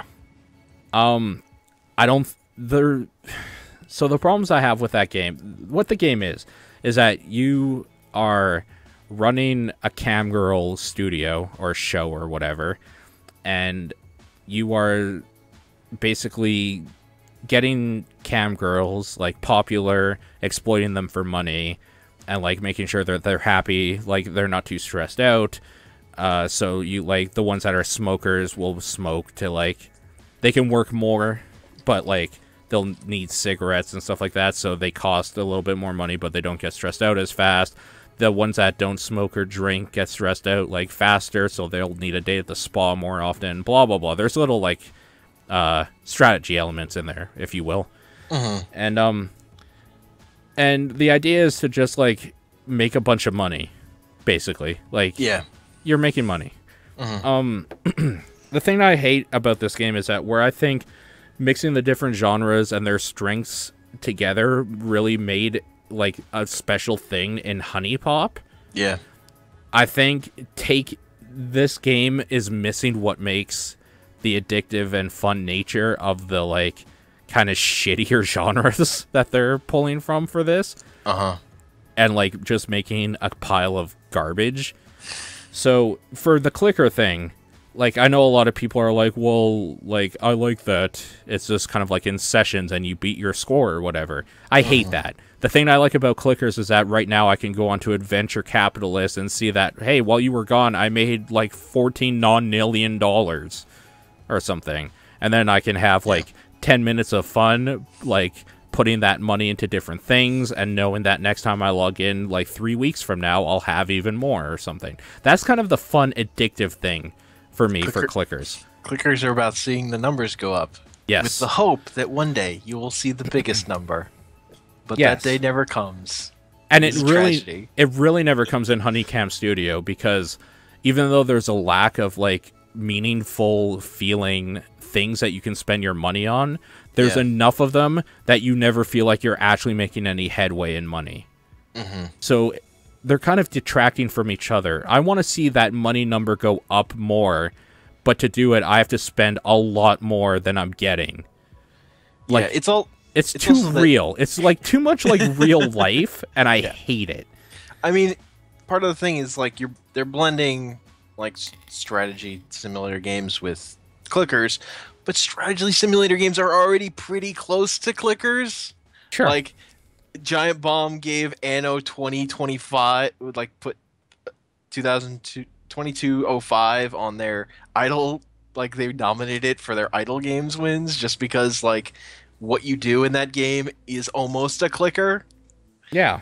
Already, like you're all about seeing numbers go up in production lines and stuff. Like, there's too much of there that's already there that if you just go over to clickers, you're just dumbing down that sim stuff. You're just making a bad one of those games. Because the clickers, the beauty is in like the simplest, it's like hitting that dumb part of your brain that just wants to fucking see the numbers go up, and you occasionally click things. It's just like primal. Okay, and this is where this game fails, is that instead of that, you have to actually click furiously all the time to make any headway, and then you lose all that stuff just to make small incremental gains that will eventually like be okay. But I don't want to get to that part. Like, you've already lost me from the get-go. No. Let's say for a second that you didn't, though. And let's talk about, like, the different strategy elements. Like, some of the things you'll do in this game is, if a girl is stressed, you'll take her to the spa to release stress, and you'll click to make time go by faster, or the time will just go by in, like, a certain amount of, like, allotted time, depending how stressed they are, blah, blah, blah. Another thing will be, some girls, like, to get their popularity out there, will go get a photo shoot. So, like, get their pictures and, like, all that sort of thing out there to the masses. What are some other things? Sometimes they'll go shopping to, like, increase their attractiveness or whatever. Like, just stuff like that, right? Like, you're gaining stats for the different girls and, like, keeping them happy and whatnot. While, trying to, like, get money at the same time. Yeah. And, the whole time you're doing this, the way you're doing it is, by clicking. Like, time is going by at a normal rate. When you click, you're speeding up time, essentially. Or, like, making it so that there's less time needed. Like, you're adding seconds or minutes or whatever, so it's less from the total pool. And the game keeps harassing you, though, that, like, at the end of each day, every girl needs to get paid, or whatever. which is really fucking stupid because who gets paid daily? Like, maybe cam girls do. I don't know. I'm not in that business, obviously, since I hate Honeycam. So every day you have girls. That's the reason. Every day you have girls to pay, and like if you're in the deficit, the game just ends. Like, I don't know. It's weird. It's one of those things that like you can go into debt, and then after the first night, they'll be like, "Well, like we're not doing this for free or whatever. We need to make money. Don't like let us get that low again, even if you're like $5 in debt." Like, never mind that I kept like a studio of 20 girls happy while they're drinking and doing drugs and doing whatever, going to the spa on my fucking dime, and I'm like $5 under. Like, here, I'll give you $5 I paid more for your shitty video game. And like, and then like, if you're down by $5 the next day, it's like, oh well, you can't do the job or whatever. And I get where they're coming from. Like, the idea is to make money. You should never be in the red. But the thing is, when you're first starting off, you kind of need to be because you need those upgrades to get money. It's not hard to work around it. It's just, like, time-consuming. The game makes you waste your time by, like, drawing something out that you could do, in theory, in 2 nights in-game, by doing it over 4 weeks worth in game. Like, it's stupid. It's a stupid fucking game. They just ruined 2 genres that are addictive in nature. They made it just unplayable, and I just want them to get their shit together for whatever they do next. People that like this game don't know anything. They're wrong. It sounded bad. It seems bad. Seems like a bad thing. I will say what the best thing about it is, it's like $5. Like, it's super dumb cheap. It might be worth $5. I don't know. I'm just so disappointed. I'm so fucking disappointed. But whatever. Not even boobs could bring me back from the brink of despair when playing that game. Not even boobs. Not even. Well, okay. If there were boobs in it, maybe. This is another thing that's been kind of grinding my gears. Why is that game banned on Twitch when it shows literally nothing? Because Twitch is... Twitch are a bunch of fucking pussy bitches. Like, why don't they go back to Tumblr and cry? They do. Fuck Twitch. Every night. Every night. Fuck Twitch. Anyway, let's talk a little bit about The Division, then we'll go into First Person Saturday. Basically. Okay. We'll talk about every fucking shooter we played over this last weekend. So, for people that don't know, The Division, man. The Division came out. I didn't care about ever buying it. Even, like, we played in the beta. We had a decent enough time. And I always said, like, well, if it goes cheap, like, I'll probably pick it up, but I'm not going to pay, like, more than $20 for it. Luckily for me, we got it for free. Well, so, I didn't. I bought that thing. You pre-purchased it, though. Yeah. You would have gotten it for free had you known, but... Yeah. Who would have known that Newegg would fuck up and sell copies of a brand new game only, like, a month old for $0.01? Yeah, that's fucking weird.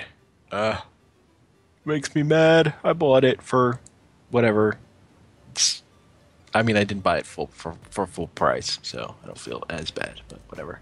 Yeah. It's about $40. Yeah. So, The Division... Man, I'm starting to have more and more problems with that game as I play it. The big problem I have is just, I hate the feeling of, like, I got a brand new gun and it's kicking ass until I go into, like, an important area and then I can do 10 headshots on a dude and not even get their armor down. Like, that's really irritating to me still. It's easy to, like, suspend your disbelief when, like... Okay, like, I keep using this analogy, but I think it's apt. If you're, like, a rogue or something, or, like, some little dude, right? Yeah. You're attacking a dragon with a dinky little dagger, it's gonna take 1,000,000 hits to, like, start hurting him. Yeah. We're talking about high-powered rifles and guys without even helmets on. Yeah. Getting shot in the head. Yeah. That's super irritating. Like, I know why they do it, because they need to feel, there needs to be challenge in the game. Because it's a video game, and Yeah. everything else is just on top of that. But when I shoot a dude in the head with a legendary rifle, like, whatever. If I shoot a dude in the head with a normal rifle, he should go down. It's just getting frustrating. It's just not that kind of game. It's not, I know, but it's so frustrating. It's so fucking frustrating. Yeah. I have... It doesn't bother me, but that's mostly because when I'm in the act of playing a video game, I generally just see the gameplay. Like, I kind of disassociate myself from aesthetic things a lot of times while I'm playing a game. I think that game's burning me out a little bit too, because the thing I actually want to do is Dark Zone content and just fucking around with friends in the Dark Zone and fucking with people. And I don't feel like...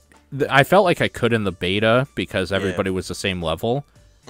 I don't think I can in the actual game because everybody is level 30. Yeah.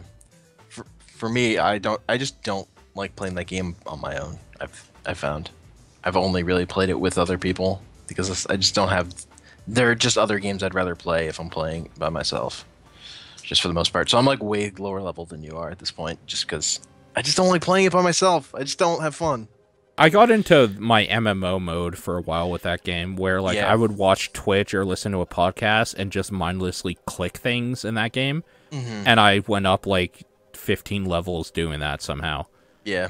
So I don't even know what level I am because like maybe it's a hard thing to like explain to people. Like I'm not trying to explain it to you, just to people listening that might not have ever had like an MMO they got lost into. Yeah. But like you go into this weird, almost zombie-like trance when you're playing an MMO, like or have played a lot of them, where like the game isn't even a game anymore. It's like a clicker, ostensibly, where you're just like moving and shooting, and somehow you're getting experience by the end. Like, oh shit! At the end of the night, I'm level 20 now, or like I don't know. It's weird. That's what that game became for me, and like it was fine for that.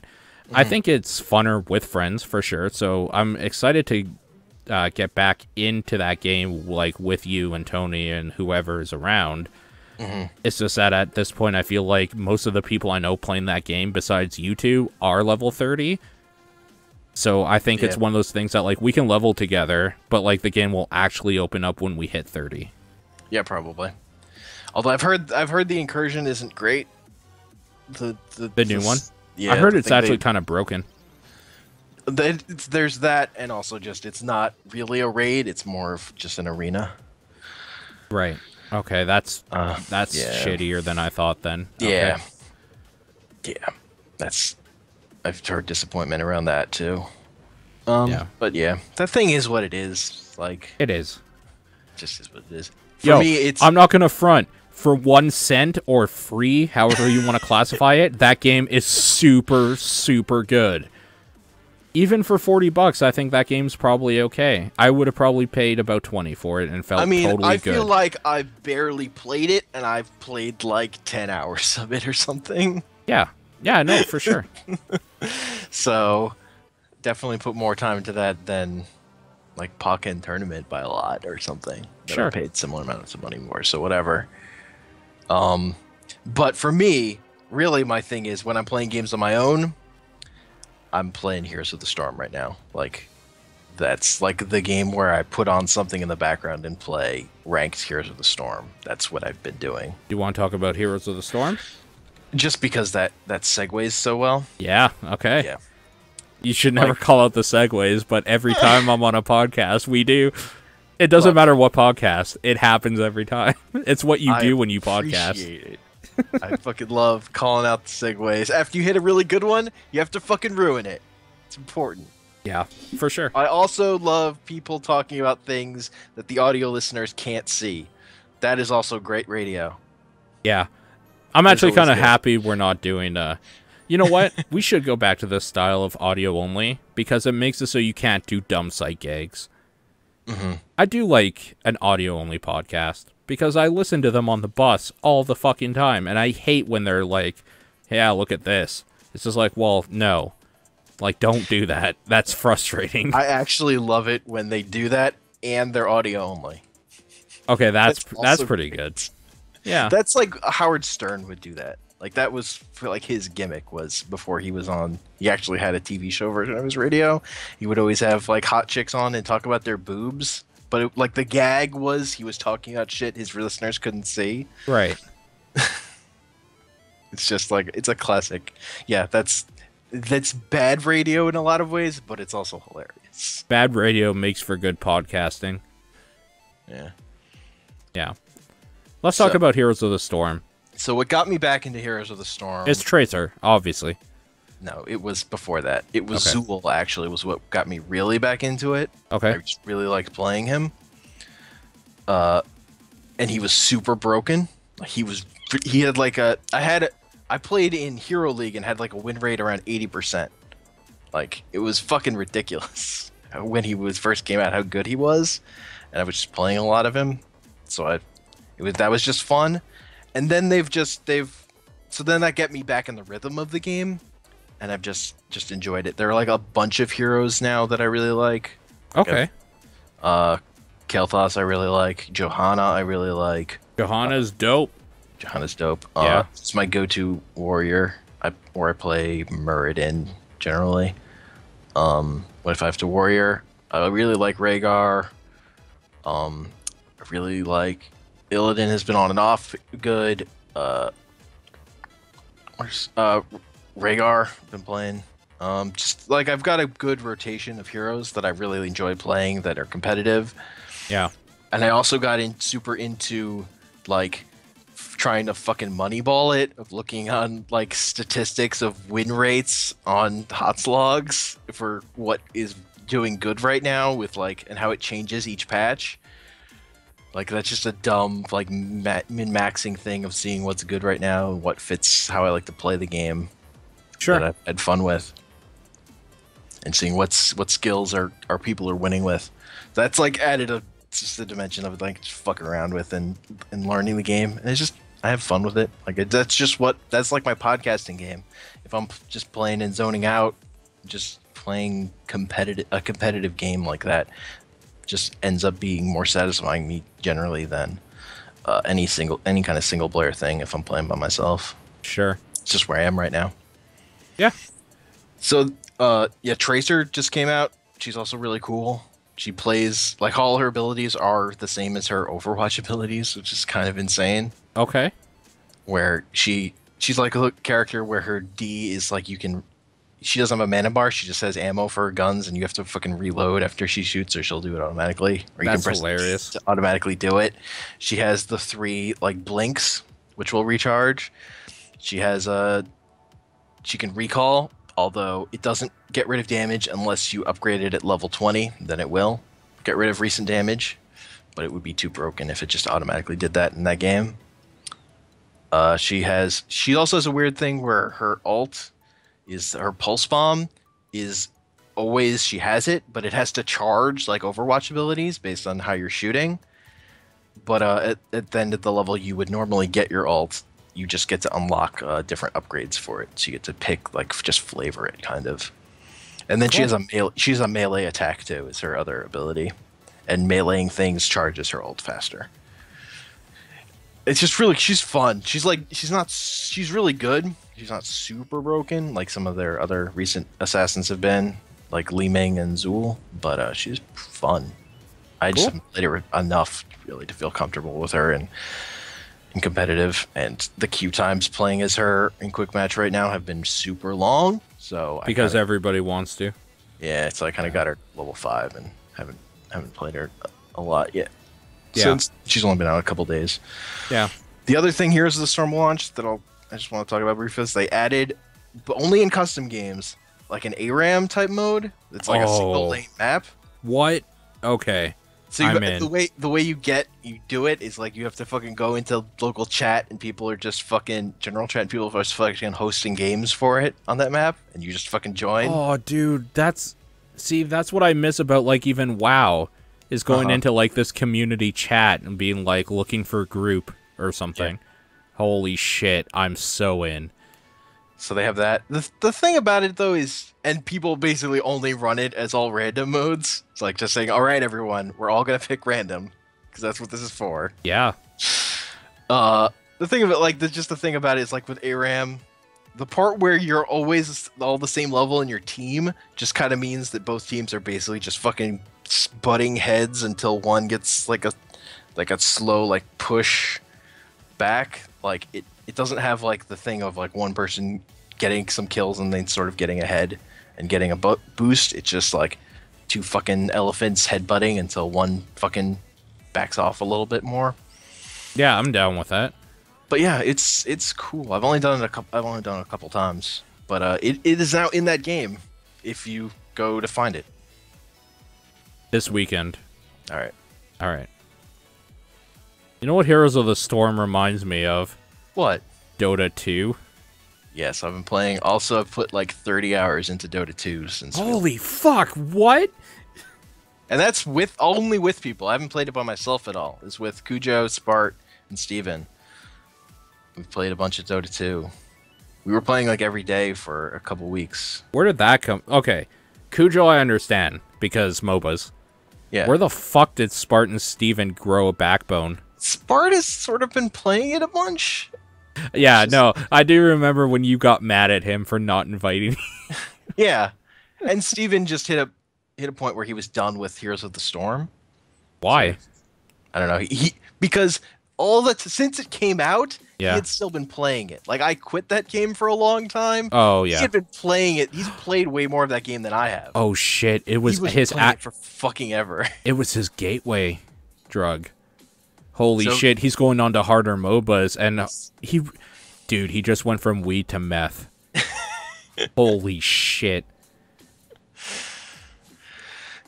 Yeah. So that game's still kind of the same.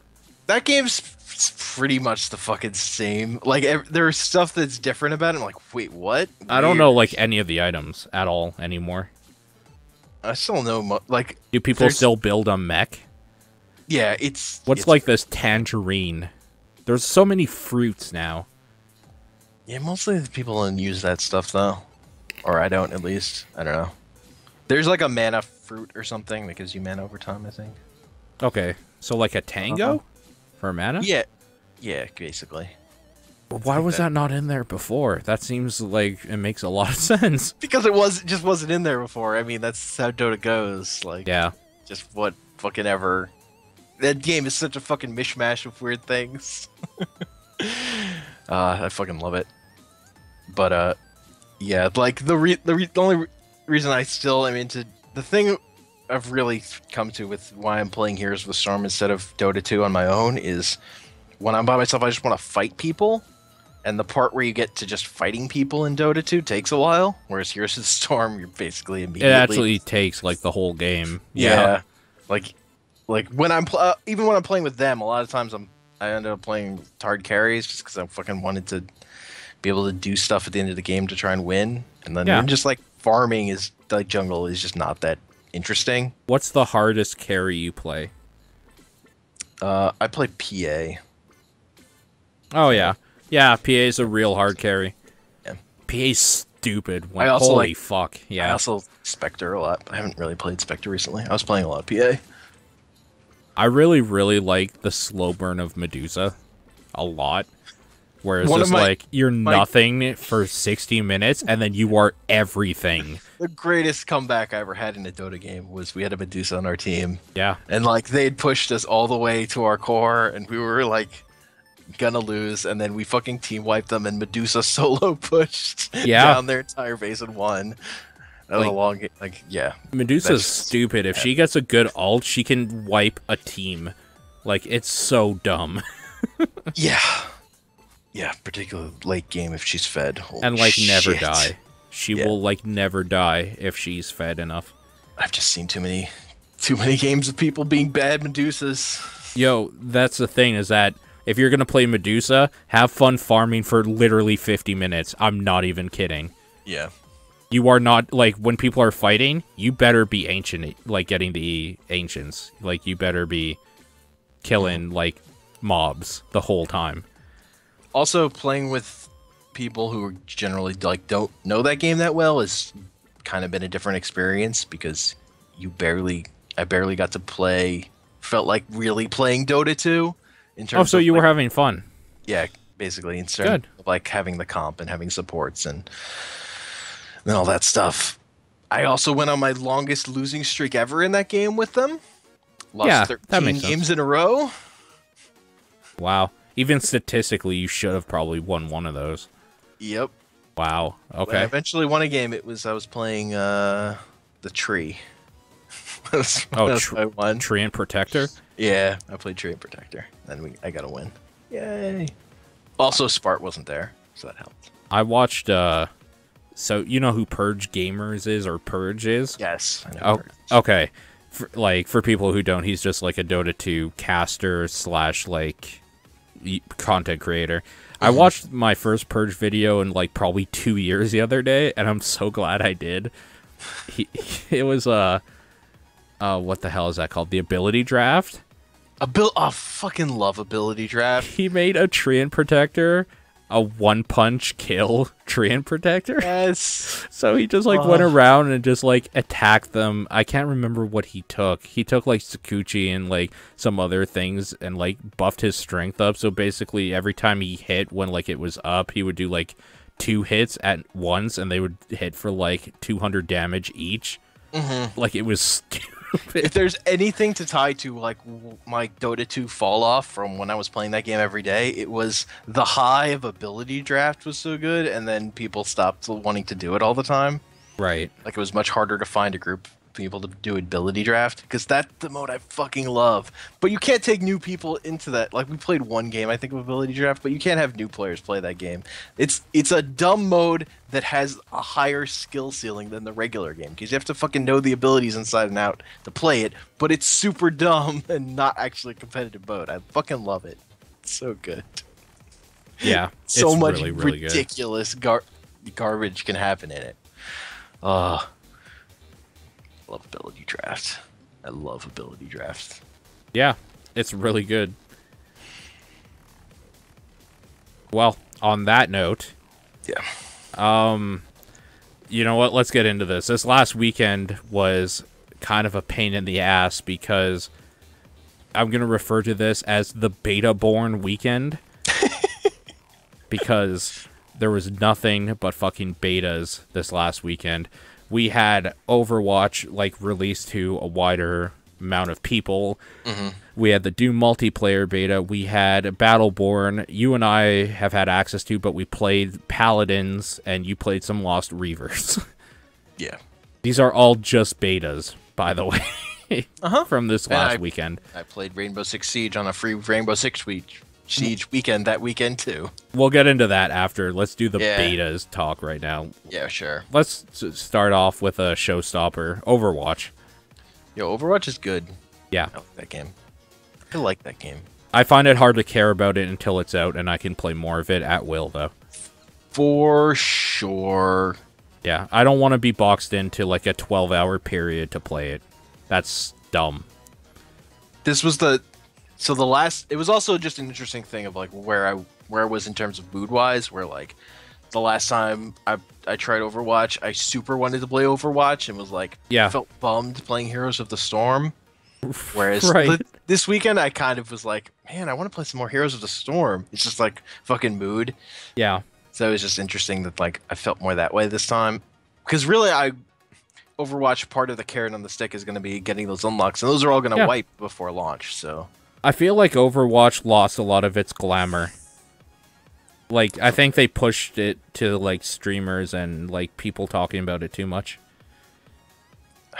it's also like it just that game makes a good first impression, and I've spent over probably 10 hours with it now. So yeah, no, you're right. It's true.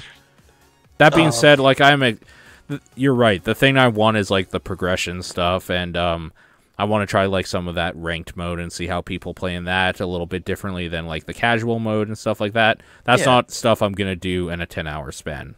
So like, thanks but no thanks, Blizzard. Like I played a few games with you guys. I had fun. but then I didn't care because I knew it would be over, and there was so much other shit to I mean, play. that's also like how it's gonna be.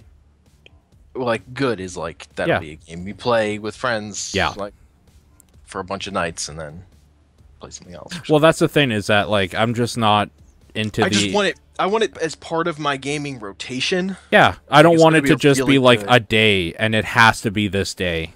Yeah, exactly. Yeah, that's what I don't like. But like that's all going to be fixed when it's out. So whatever. Yeah. Um I'm just actually now wondering how much more I want to be playing of it in these next open betas before it's out, because all that Yeah. progress is gonna wipe. yeah, I'm the same way actually. I'm conflicted. And to be like just to be honest, Overwatch when like the betas were coming out and people were playing it and stuff like that, like nothing else was around that I cared about really. Yeah, that's also true. There's a lot right now. Like when we were playing Overwatch the other night, I was just like, yeah, this is super fun. I should play Dark Souls 3 though. Like I have other stuff to do Well, now. that's like the thing. If Overwatch had like launched into open alpha or whatever they wanted to call it back Yeah. when we played it, like I would have played a lot of it then and may not have been super high on it now, because like I would have played Yeah. it when I was into it. No, And you're just, right. Like, it's just like that like infatuation part is like that part's over. Yes. It's The just- infatuation part for sure. Yeah. It's still a great game. It's still a really good it's a really good class-based shooter. Like it's Yeah. really good. That's a cool thing. Yeah. Let's talk about Doom, the multiplayer beta. Multiplayer. Uh, Announcer is weak. it is weak, and they talk way too much. Yeah. Holy shit, do they talk way too much? The thing I think with Doom is that it doesn't leave a great first impression when you play it. Especially, like, technically, the game, like, literally says the first thing you see is this game is broke as fuck, just wait for it to work itself out. Yeah, the menuing can be confusing. That's put stuff in weird places. But I think the way people talk about it is unfair. Yeah, it's getting a lot Personally? of shit. For, Yeah. I don't really get why. Yeah, it's because people are stupid and they can't like more than one thing. So what the Doom multiplayer beta showed me is that, like, first of all, like, Doom multiplayer is not the reason I care about Doom. It never has been. It never, ever will be. I was, like, surprised I would even find it playable, to be honest with you. I was even more surprised to find I liked it. It took some older sensibilities from, like, the Quake and Unreal Tournament days and all that sort of stuff. Slowed it down a little bit to make it a more modernized feeling shooter and added in some stuff that made it feel like a Halo shooter as well. It's Yeah. like this weird halfway point. And I love it. I like that a lot. Like, keep in mind, this, like, I'm not saying, like, Doom multiplayer only, like, you should be able to buy the single-player multiplayer differently and I'll pay $40 for the multiplayer alone. No. Like, You know. I think it's unfair when people, like, are talking shit about this thing when it's kind of the secondary focus. Like, of course it's not going to be as good as Overwatch or Call of Duty or something where the focus is on the multiplayer shooting aspect. But, like, this is the fucking icing on the cake, man. Like, this... People aren't going to Doom for multiplayer, so the fact that they made a decent one as a secondary, like, thing that you can do with friends if you want, that's fucking amazing. It's one of the best, like, last-minute thought things, like, in there. Like, I guess what I'm trying to say is that when multiplayer games, like, put in a single-player component, it's usually trash. When single-player games put in a multiplayer component that aren't focused on, it's usually trash. Yeah. This isn't. So I'm Yeah. happy.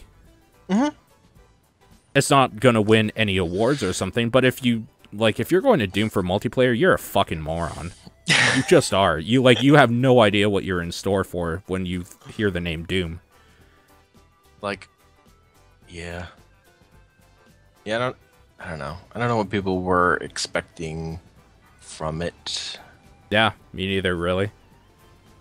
I do get that, like, there are people who... It's just so weird. It brings out, like, people who, hate Halo. And hate, the like, number of UT. people- yeah, like, the number of people who brought out that hate Halo was kind of surprising to me. He's like, this is just fucking Halo. It fucking sucks. Like, I didn't know this many people hated Halo, honestly. Halo multiplayer is dope. Like, that is just, yeah, like, I don't, it just, Like I I said, don't- people aren't able to like more than one thing because people are mentally handicapped when they talk about video games. that's fair. Yeah. I will say that, like, if people want something that's just that kind of old school game, that new Unreal Yeah, Tournament, here we go. it's free in pre-alpha, but requires you to get that dumb Epic game launcher. That thing exists. I have that and it's anyway. cool. Yeah. I don't remember why. Shadow Complex? Did you want Shadow Complex for free? That I was mean, the I way to did get it. Yeah, for Yeah. free. That's why, I guess. Also, that thing is going to be where Paragon is when that comes out. That's one I need to try at some point. I don't think I'm going to be into that, but we'll see. Maybe. That seems to be going more on the hard end of MOBA. Like, Yeah, Gears of War Dota is what that is. yeah. It But- looks like a Gears of War game. Like, it looks like a game made in the Unreal Engine, but it very much is like hard on the MOBA end, as opposed to something like, I don't know, like Monday Night Combat or something, which was more on the shooter end or something. I don't Right. Or Battleborn. know. Or Battleborn is sort of more in the middle. Let's talk about Battleborn. Yeah.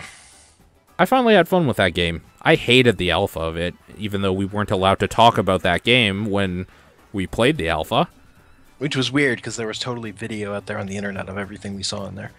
Yeah. So that seemed dumb. So I hated that. Now, I'm going to talk about that now. The first time I played that, I thought, like, this is bullshit for bullshit people. And then I realized that the mode we were playing is garbage. It just straight up is. The other mode that is more MOBA-like is totally fine. The PvE thing with some friends and stuff, that was totally fun. There's a lot of carrot on the stick stuff, like just little things to give it replay value. I think it's going to be a solid title. Yeah, that thing seems fine, and it seems like it just has a fucking shit ton in it. So one bad mode, it can like survive that. Yeah, for sure. And I mean, some people will probably like that mode. I think it's too chaotic for anything. Yeah, and when you're in a first-person shooter like that, you don't have the fucking map awareness you need to manage how fucking complicated that thing is. I just think like it's just not Right. that fun because you don't know what the fuck is going on most of the time. It's also fucking like the first time you play it, it's just unclear where the fucking minion waves are even going. Like it's just there's Yeah, too much the going first on. time you play it, it's really bad, actually. I You get also used just- to it.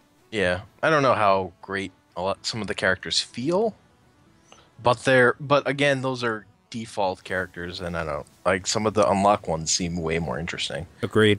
Like the default characters, a lot of them aren't my style, but some of the just looking at through the list, there's some in there that I'm like, ooh, I want to play that.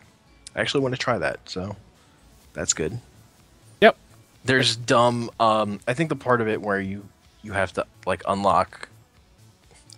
Where it, like that, there's like a loot grind in that game. Both seems interesting and seems like it could be Annoying. annoying. Yeah, Yeah. but that I mean that could be a thing where like if you get into it, that's just what that kind of thing is. So you just do that. So Yeah, I agree. we'll see. But I definitely have a much better opinion of that game than I did the first time I played it, where I thought it was garbage. Yep, I'm with you.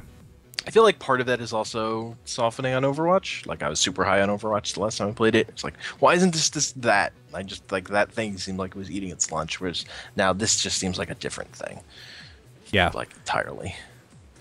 I'm not sure what Battleborn wants to be, It wants So- to be fucking everything. Is what it wants to. and I think that's a problem.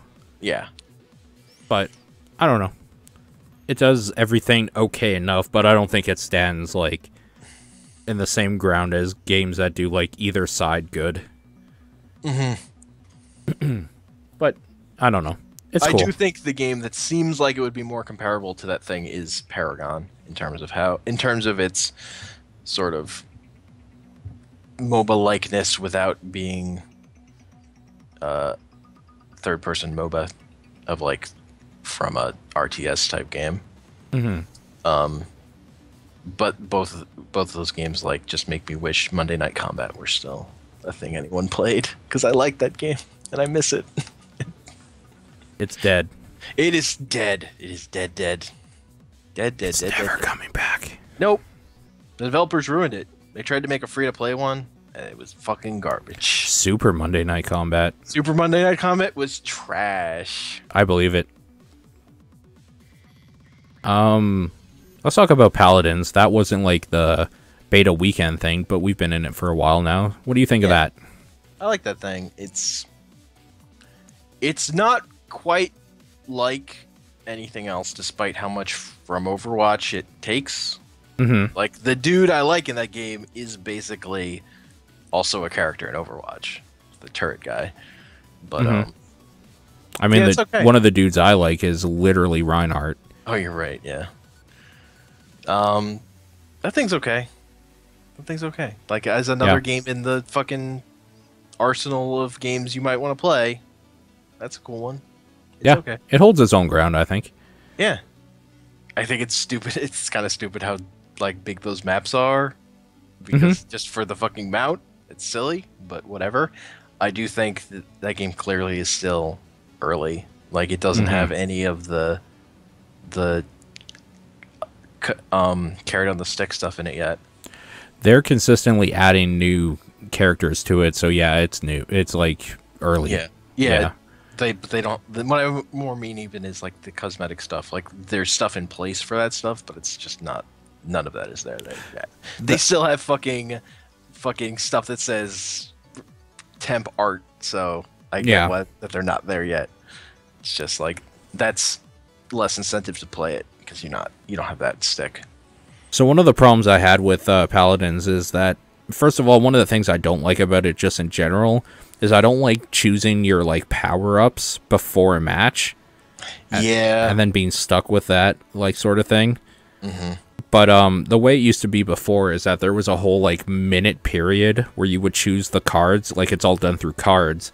Yeah. And it wouldn't be like in decks or anything. You would just have a bunch of cards and you would like put them up for like this round or whatever.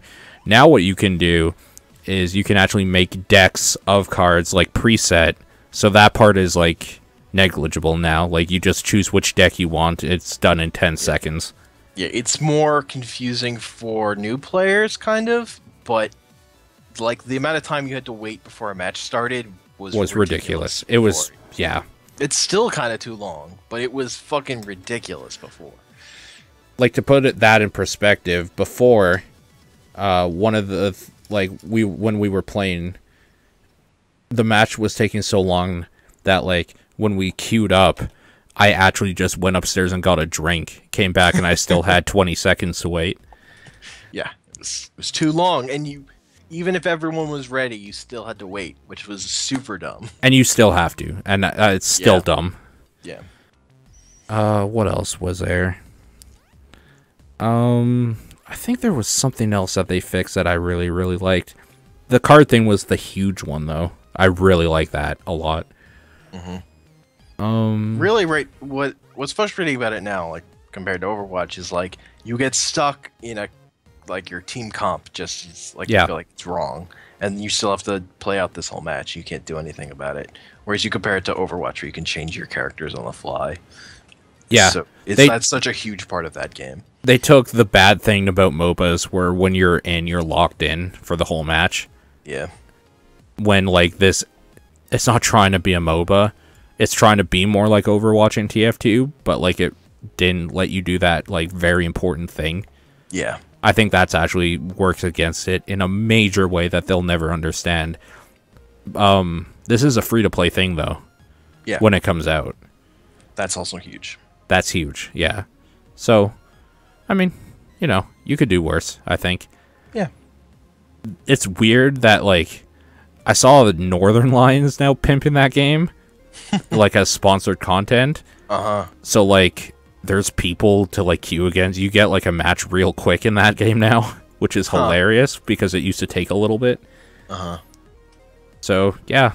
I mean, that's I think that's a cool thing, though. Like, because these games live and die by their community, so more people is better for people who like the game.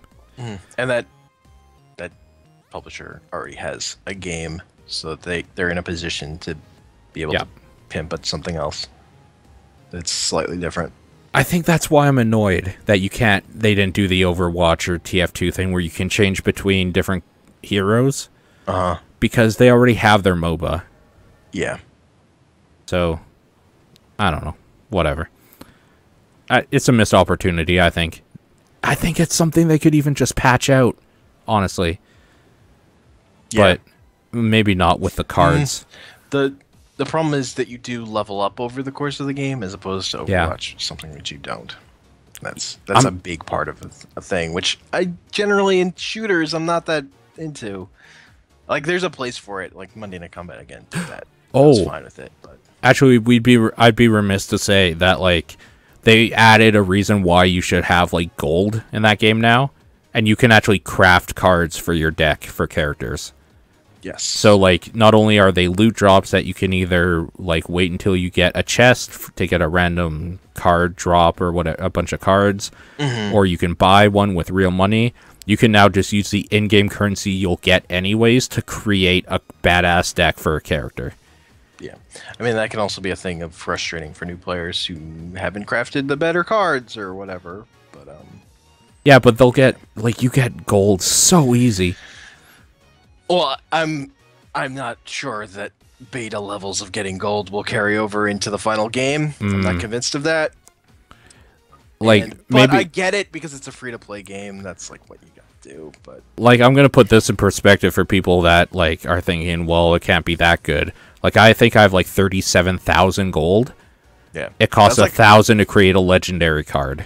Yeah, that's like enough to get all the cards for one character and a bunch of cards for another character, I think. But like all the cards for a character.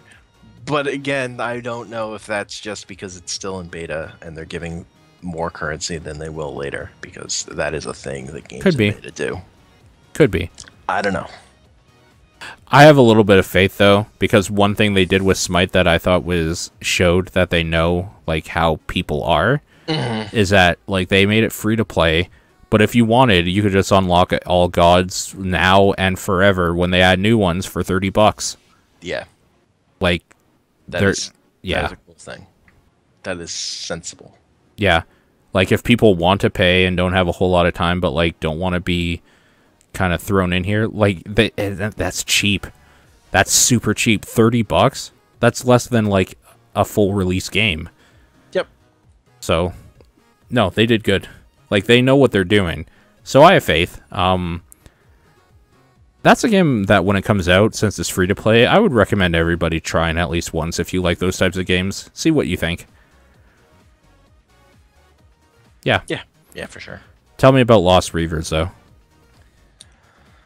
Okay, so what do you know about this game? Like, nothing except for the pictures I saw, the screenshots on the site. Yeah, so it's like this is basically like a third-person shooter loot game. It looks like a Monster Hunter. It's much more. I mean, you're much more just from what I've played, going into like a dungeon and doing a run. Okay. And then killing stuff and moving on, and then you do that loop over and over again. Okay. It is a weird thing where you can generally, like, you're sort of pulled out in third person. You've got a melee attack, you've got a ranged weapon, and you've got like a dodge roll. But then you can like press a button and then it goes like over the shoulder and you move much slower, and you sort of like Resident Evil more 4 type camera angle, like Gears of War kind of, to like get more precise shooting you can go into. It's just a weird thing. I didn't really find it all that useful, but it's there. It's just sort of weird. Like, there's like all sorts of like customization options for your characters. Probably it looks like it's going to be in there. It was pretty easy for me to find a group, and like I just found 2 other random people playing it and did some dungeon runs. The thing to me is like the environments in that game that were in that I played were super kind of lame and felt like bare bonesy. And you're just like fighting fucking skeletons Like it felt very lackluster on terms of the environmental design. It definitely felt very like piecemeal stuff. And you're just sort of going into these same environments, but they're sort of randomizing them a bit. Mm-hmm. Like it just they weren't that interesting times of environments that you were experiencing was my problem with it. But the way it played was fine and worked. It was just fucking weird how like lackluster kind of the environments were. Mm-hmm. But it was okay. I mean, I was playing it by myself, so I just didn't play that much of it. I played like 2 or 3 runs. Okay.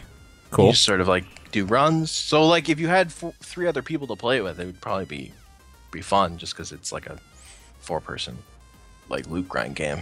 Right. That's what it is. Like those exist, and it had like if that game came out on PC, it probably wouldn't have like the polish in terms of just working and being crisp. Like I assume it would be some early access thing probably, or have it felt polished, just very lackluster. Okay. It's just like a weird thing you don't. It was just like it's not a kind of thing you see on PC games a lot recently because it feels like when you get lackluster like that, you definitely feel like I thought it was Wii jank. U. It is Wii U. Yeah, yeah. I'm saying in comparison to Gotcha. like, if this game had come out on PC, how would it look? It would probably be a little jankier than it is on this platform. I just think like it there was polish there that just I feel like is like console standard stuff that doesn't get on to like if this were an early access game on Steam or something. Right. Okay. It was okay. It didn't grab me or anything though. I just felt like there's this thing. I downloaded this. Let's try this. Right. I didn't feel too strongly about it either way though. Like you go into a room and there are like giant swinging blades that you have to walk by, and there's a skeleton dude. Okay. Ooh. Yay. Yeah. No, not that exciting. But Tell me about Town of Salem. so Town of Salem's pretty old. Yeah. It's a browser-based game. It's a chat room game. I think it's also on Steam now though. Yeah, it is. But you can just play it on the browser version for free. So whatever. That's a cool browser game. Like as far as chat, like it feels like it's the kind of thing that would like be like a board game Mm-hmm. or like a card game, but it takes like 16 people to play or something, so it wouldn't ever be feasible to play it without the internet really. So it's basically you get assigned a role at random, and there are 3 mafia members, and there's 1 serial killer, and then the rest of people are townsfolk. Yeah, it's basically werewolves. So the mafia people are trying to kill the serial killer and the townsfolk. The serial killer is trying to kill everyone. The townsfolk are trying to figure out who the mafia people are and who the serial killer is. And they have different abilities. Like there's like a vigilante who can go and kill someone at night, but if he kills an innocent townsperson, then he will shoot himself the next day. Okay. The serial killer can kill anyone at night except certain, like the Godfather is immune, who's the leader of the mafia. Certain other people are immune. There's like a jailer who can put someone in jail during night, but if it's the serial killer can also kill him. There's just a bunch of things, and it's all about like talking to people in chat and trying to figure out who's lying, trying to lie your way through situations where people should figure out that it's you, and you just see dumb mob mentality stuff because every day people can nominate to have someone hung. So you just see like, oh, we should hang this person, and everyone's like, well, okay, I guess we'll hang that guy because what else are we gonna do? And then sometimes you'll have people get up for being hung, and then people will vote not to hang them after they've been nominated to hung, and that's interesting too. People change their minds. It's just like, as far as a chat room game goes, I think it's pretty good. It's cool. It's a cool thing. So you played a few rounds? Played a bunch of this game actually. Oh, okay. Like when we weren't playing Dota 2, we would switch over to this. That was Weird. That was just a thing. Yeah. It's fun. Yeah. It has a dumb thing where it has like cosmetic stuff that seems like it takes a fucking forever to play that game to unlock any of that stuff. But if you're playing with people or if people like recognize you, like your cosmetic stuff is going to give you away who you are. Oh, Like, yeah. if you're playing with people on a call, like you have to turn that stuff off because people will notice that you are the same dumb. You have the same dumb dragon behind you all the time or whatever. Weird. Yeah. What about Duelist? So I was playing a shit ton of Duelist. I finally got rank 10, which got me into gold rank one month. Okay. And then the next month I tried and I like got really close but failed the next day. And then but I failed because on the last day of that month they completely upended that game and changed a shit ton about it. Like you only draw one card per turn now. Oh, weird. Which fucking changes that whole game and made my deck kind of bad. Yeah. So that was a bummer, actually. I don't like that change at all. That makes that game way more like Hearthstone. It doesn't have the same kind of fast pace that made me really like it. So I'm kind of bummed out because they made a huge change. Like they changed a bunch of cards too, but really it's the 2 cards per turn thing I really liked that made me feel like I always had options. Where now it feels much more like another card game. It doesn't have that fucking energy that made me really like it. That's too bad. It kind of sucks. Yeah. They also giving out a fucking reroll where you can turn all your cards back into spirit orbs temporarily. I don't know if it's probably expires soon, but I don't know when. And I was thinking of doing that because my deck was shit, so wanted new cards and just the fun of opening up all those packs at once. Yeah, you should. Cool. For I should sure. do that, but that might have passed. I'm not actually sure because I was just so bummed out by the 2 cards per turn thing, and that they did it on the last day of the month of us before a season ended. That fucked me out of getting gold. Like that was annoying. That I was pretty pissed. Nice. That's great. Yeah. I was bummed. I'm bummed. 2 cards per turn fucking made that game so much faster. It's much slower now. They took it out because the bursting became too much of a problem, but that was what was fun for me. I guess on the high end it was making games too similar, but I don't know. It took out a lot of the fun for me. That's too bad. That sucks when games do that. Yeah, it makes me feel better about putting the beta of it on my top 10 list game from last year because the version that they've decided is going to be the final version is like a different game that I don't like as much. Yeah. So it'll always be remembered in its prime on the internet. Yep. Cool. I think that's it for games. That seems to be it for games. Let's jump to anime. I want to know... Well, we didn't talk about Siege at all, actually. Oh, yeah. You bought Siege. I bought Siege. That game's good. Yeah. I finally had a good moment with it where I was playing on my own and I was the last person left alive and I killed 3 people to win. Yeah. We were on defense. So I felt pretty good. Who did you play as? Rook, I think is because I was on defense. Rook's super useful. Yeah. I like that shotgun. Yeah. So you have like did you get it because like you now like have a solid group of people that you could play with pretty much every night of the week? Like that was definitely an appeal. Seeing that there are people playing that game, like any game that has people playing it I could play with is always going to be more appealing to me than something not. But also just that I finally had fun with it.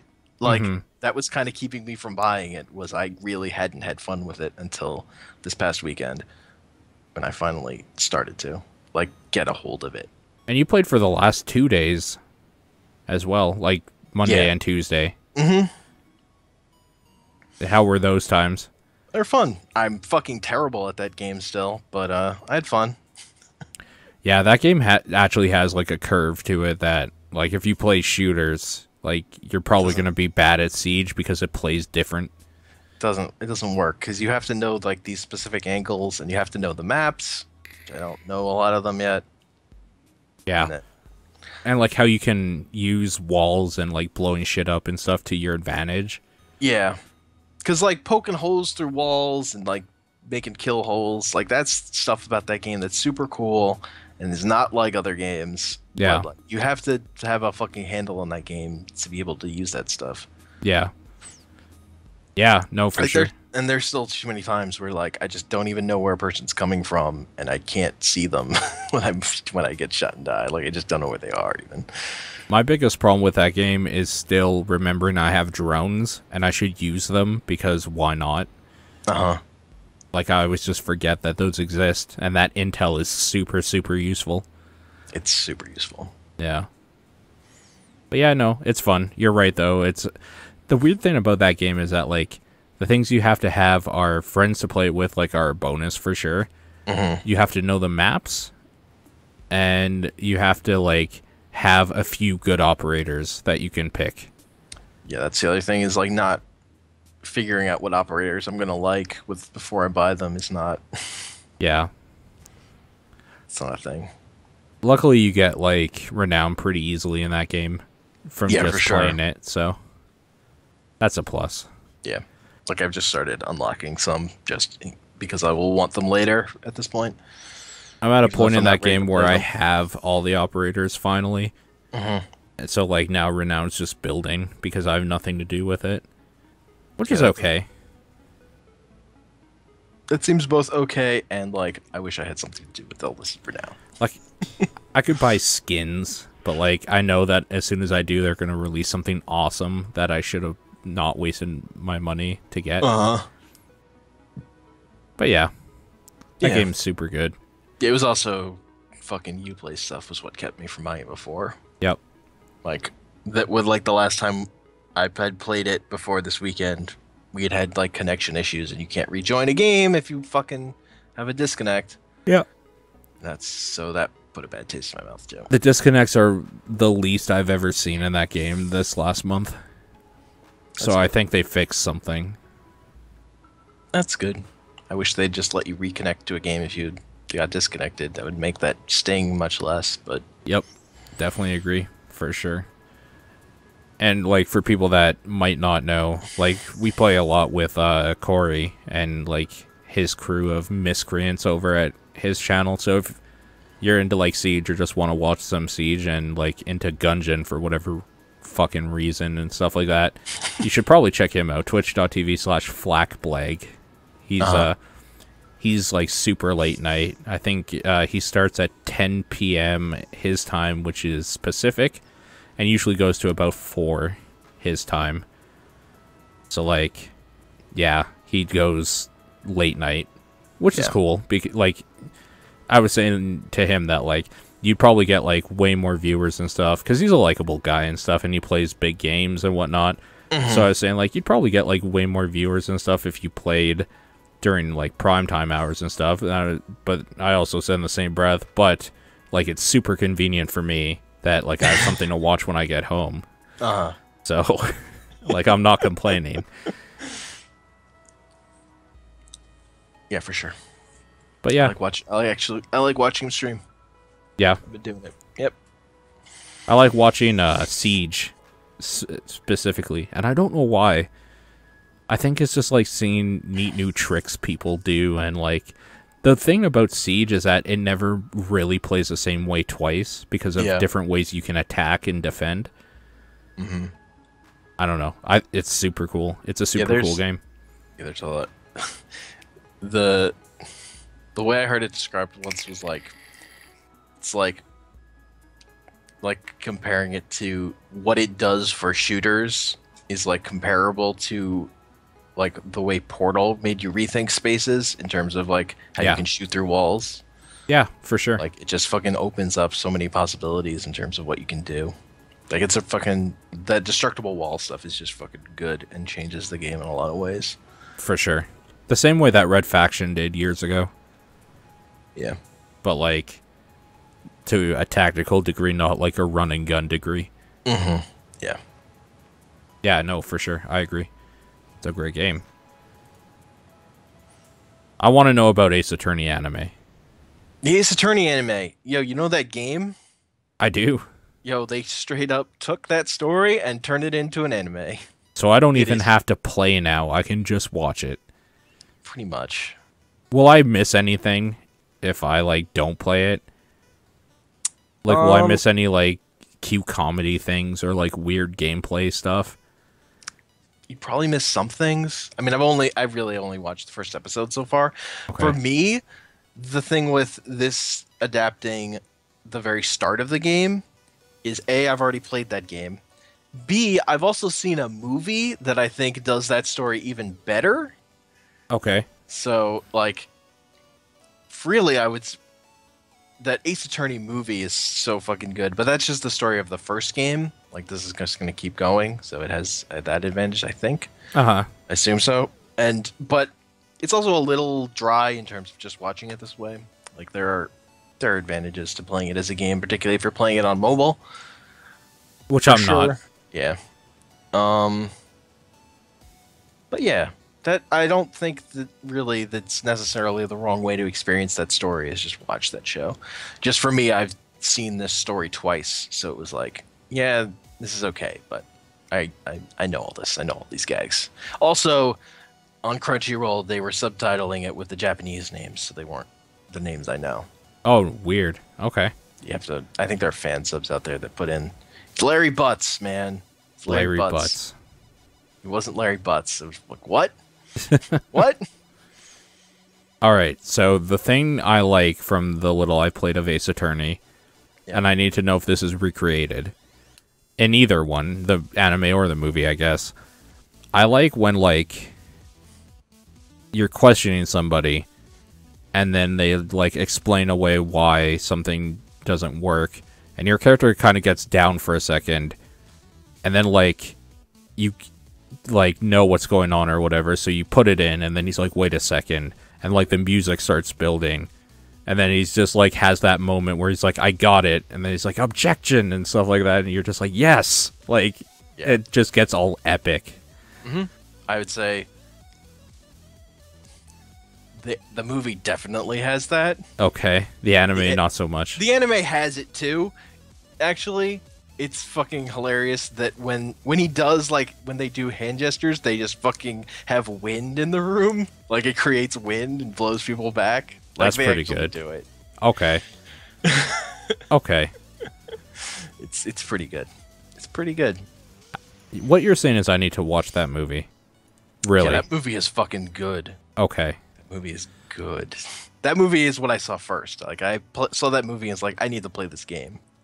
Oh, Like I'd okay. heard all the hype about Ace Attorney. I was like, oh, yeah, whatever. Maybe I'll play it one day. And then I watched that movie. It's like, I need to get on this because that movie was fucking good. Like with no attachment to that franchise and thinking it was kind of overhyped as a thing.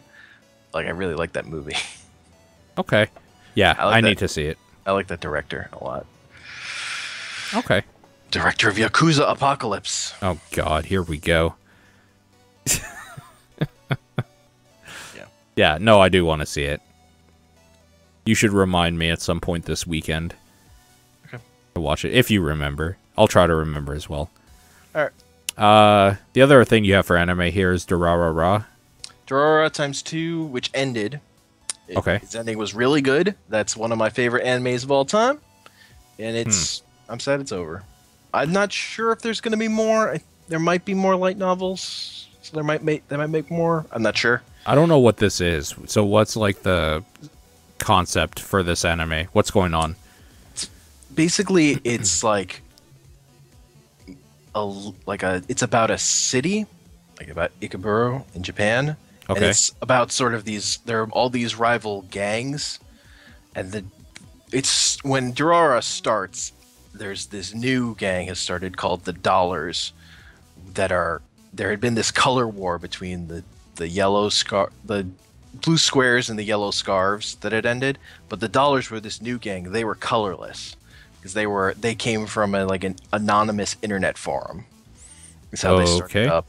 And sort of a lot of the show is like it has a huge cast of characters, and they're all really good and interesting and play off each other in interesting ways. And it it like creates the feeling of like a living city better than any show I've seen, kind of, except like I guess The Wire.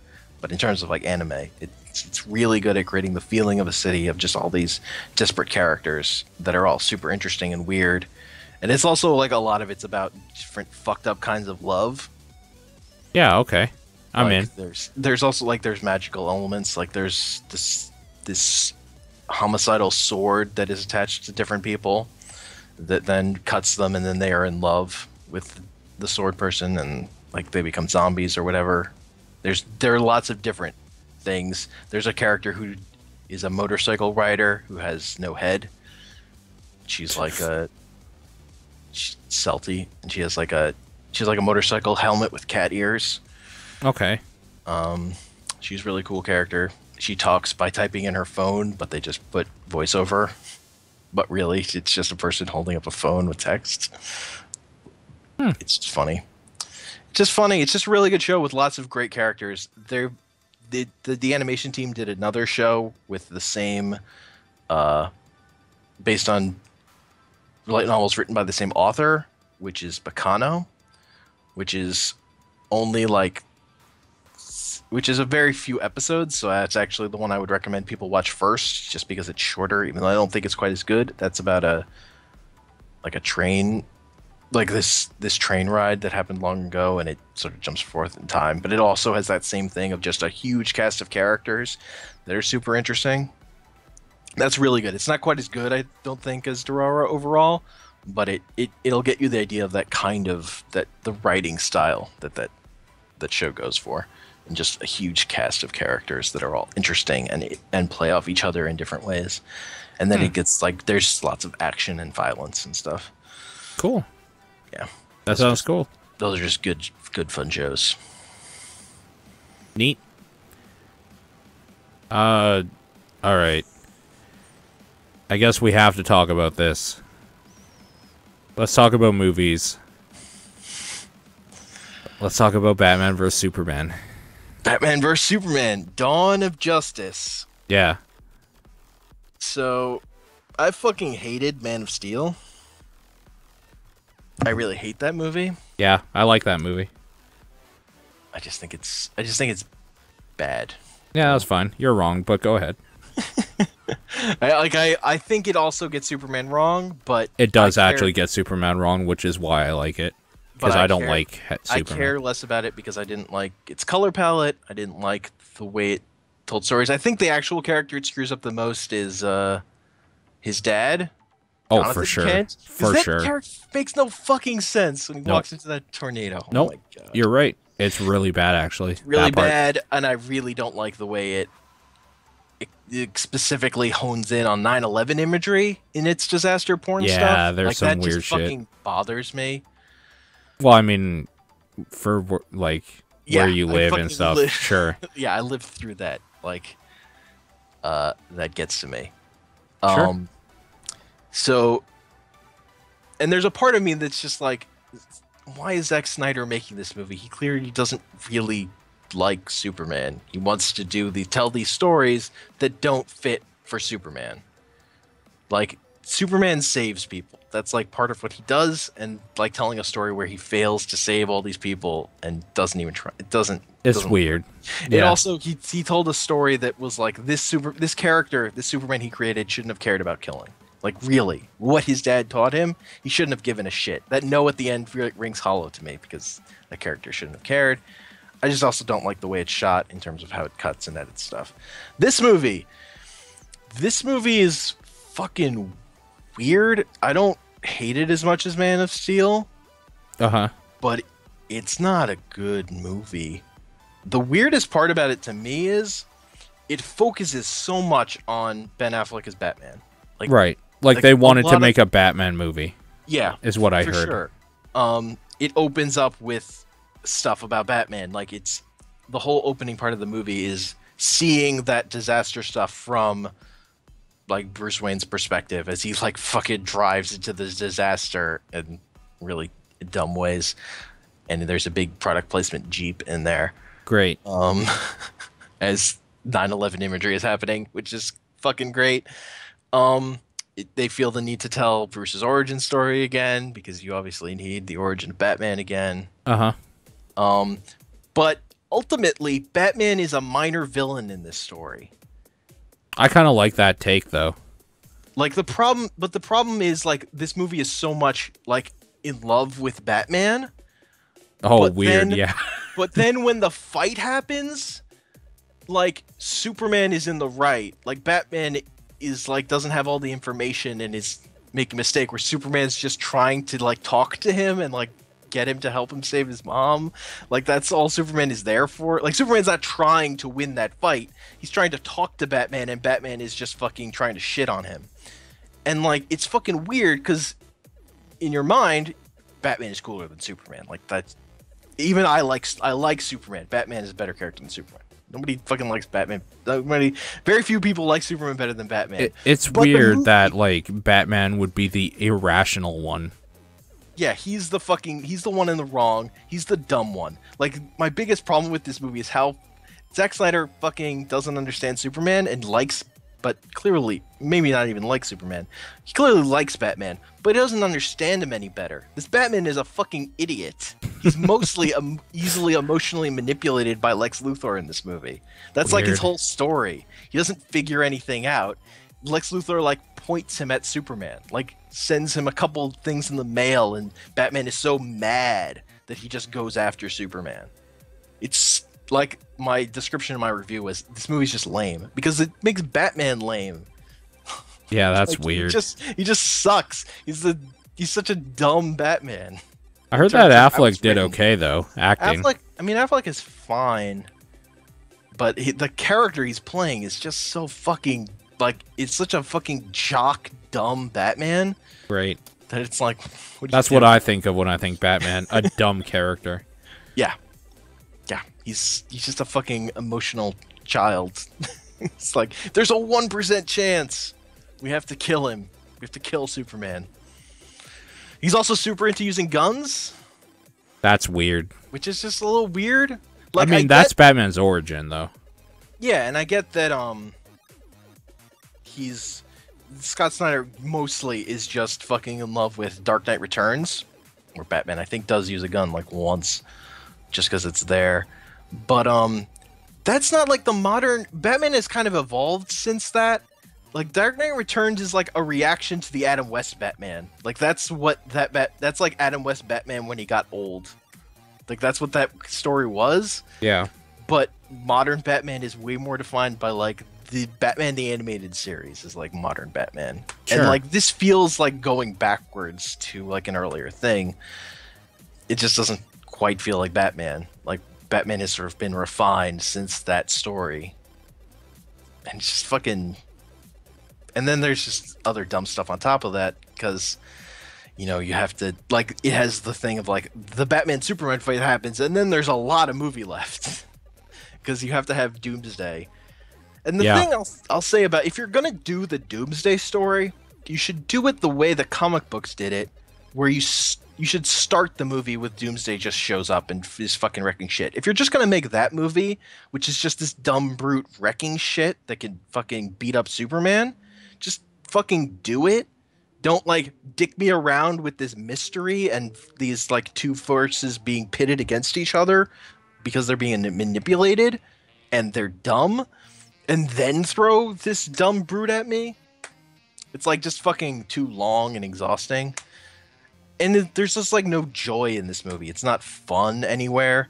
Like the biggest bright spot to me is actually Wonder Woman, who I don't care about at all. I but hear she's great. She smiles once in this movie, and that stands out so much compared to the rest of it. Like she's in a fight and she's having fun, just like the thrill of battle. She smiles once. It's fucking in comparison to the rest of that movie, it's a fucking beacon. Like it's just amazing. It's like not that much, but when you're watching this thing, it stands out. Like honestly, I watched this movie. I was like, I could watch a Wonder Woman movie. That would probably work. Yeah. Like fucking, they put in a character who has fun doing cool shit. I mean, Awesome. they made a Daredevil movie, for Christ's sakes. Yeah, I didn't watch that one though. Yeah. Yeah. let's go ahead and say there's going to be a spoiler warning here. Yeah. Because, so, like, Wayward, I know you're in the chat. If anybody's listening live and you, like, don't want to be spoiled, maybe skip until you see the talking about at the bottom of the page change. Or, like, just mute. Otherwise, you've been warned. I hear Superman just straight up gets murderized.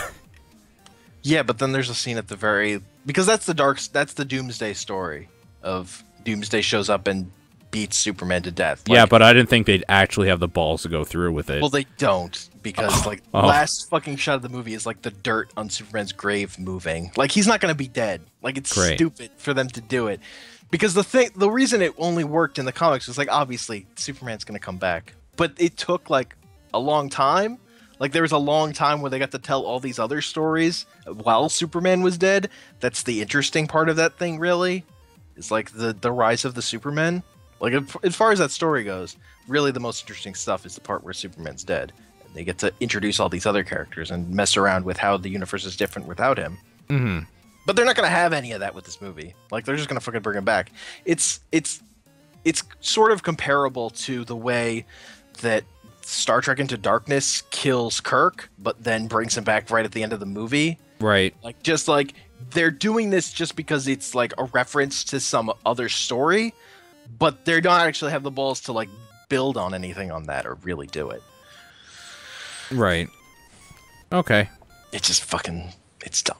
It's lame. There's a lot of stuff in here. There's like a lot of stuff in this movie setting up other DC movies. It's like, why are you doing that? There's this whole fucking subplot with the Senate that doesn't go anywhere. Like, it just literally ends with them, with Lex Luthor blowing them up. And you're like, why did that even happen then? Does he play a good Lex? I'm gonna guess no. Well, no, he goes way too far into crazy. Like, he's just fucking. He mostly just seems like someone who's like has like anxiety disorder and is just fucking whacked out. Okay. But then, like, he goes full just fucking insane. There's no nuance to him at all. He's not interesting. Like, it's literally taking out anything that could be interesting about Lex Luthor. And really, the interesting thing about Lex Luthor in his history has been when he became businessman Lex, and he was just a problem for Superman that Superman couldn't solve with punching. Right. Like, that's what Lex was, and he's like just not that here. He's like a part of the plot that manipulates Batman into fighting Superman, and then he creates Doomsday, and then Doomsday is the thing Superman fights, and then Lex Luthor is just in jail at the end of the movie. Great. Like, he's just not that. He's just nothing. He's not interesting. Yeah. He's just fucking creepy and weird. Like, there's like a scene that like implies his dad abused him. Great. Who cares? That's fun. I don't give a shit. Yeah. And you're needlessly making this like inappropriate for kids, like for no end. Great. Well, It's just a lame movie. Like, I don't even have quite hatred for it. It's just because I knew what I was getting into when I saw it. Probably is a big part of that too. But it's just lame. Like, there's a Batman fight that's in the trailer where Batman fights a bunch of guys in a warehouse, and that's actually shot probably better than Batman fights in any other Christopher Nolan movies, just because the camera is like back and there's stuff happening. But that's like 2 minutes of a fucking 3-hour movie, like whatever. just as a side note, your review of that did quite well on Facebook. Yeah, I noticed. Hilarious comments. There were hilarious comments. Some people are fans. Apparently. One dude says, "I liked it." That's his comment to you. And that's fine. It's fine. If someone else likes it, that's fine. But yeah, the movie made a shit ton of money initially, and then kind of fell off enough that it isn't really a success, despite making like being the most highest box office movies ever. Like, it didn't really make the $1 billion they wanted it to. Because people like Batman and Superman, but really, this movie sucks. Like, that's how you fuck it up. Yeah. You put Batman and Superman in a movie, people are gonna fucking show up. But if it's no fun and fucking bored and like lame and overlong and overcomplicated and Batman's dumb, like, word of mouth is terrible. It patted that down. Wayward's asking, but were there Nathan tier comments? Oh, you mean like this comment? I actually thought the movie was really good. It could have been better, but I wanted to see Batman and Superman fight and Wonder Woman finally in a movie. This is a film for the fans. This is a film for the fans. Is my favorite part. It's like, real because good. I'm not a fan of Batman and Superman. Like, what? Are you able to see how many people like see the posts on Facebook? No, I don't think so. All right. Do you want to know the number for that one? Sure. 4,551. Wow. Do you want to know the one for Boy and the Beast? Oh, I'm sure it's like 27. Yeah, that sounds right. So yeah, no, people, that is a movie for the fans. I mean, a big reason I watched that movie was to write a review of it. Like, if I Sure. skipped it if I wasn't gonna do that. Like, I really saw it to write the review. So I'm glad it people saw it. Sure. I also think putting lame in the eye catch line was helpful. Like, this movie is lame. Yeah. That's a good, dumb, inflammatory thing to say. Sort of. Like this other guy that comments on it saying lame, pff, you're lame. I like that comment. That's comment's real good. It's real- He's used the wrong your. Oh no, he didn't. I'm an idiot. He used the right one. Wow. Okay. I'm sorry, person. I'm not gonna call it. It's weird calling out names on Facebook because it's like literally their real name. Yeah.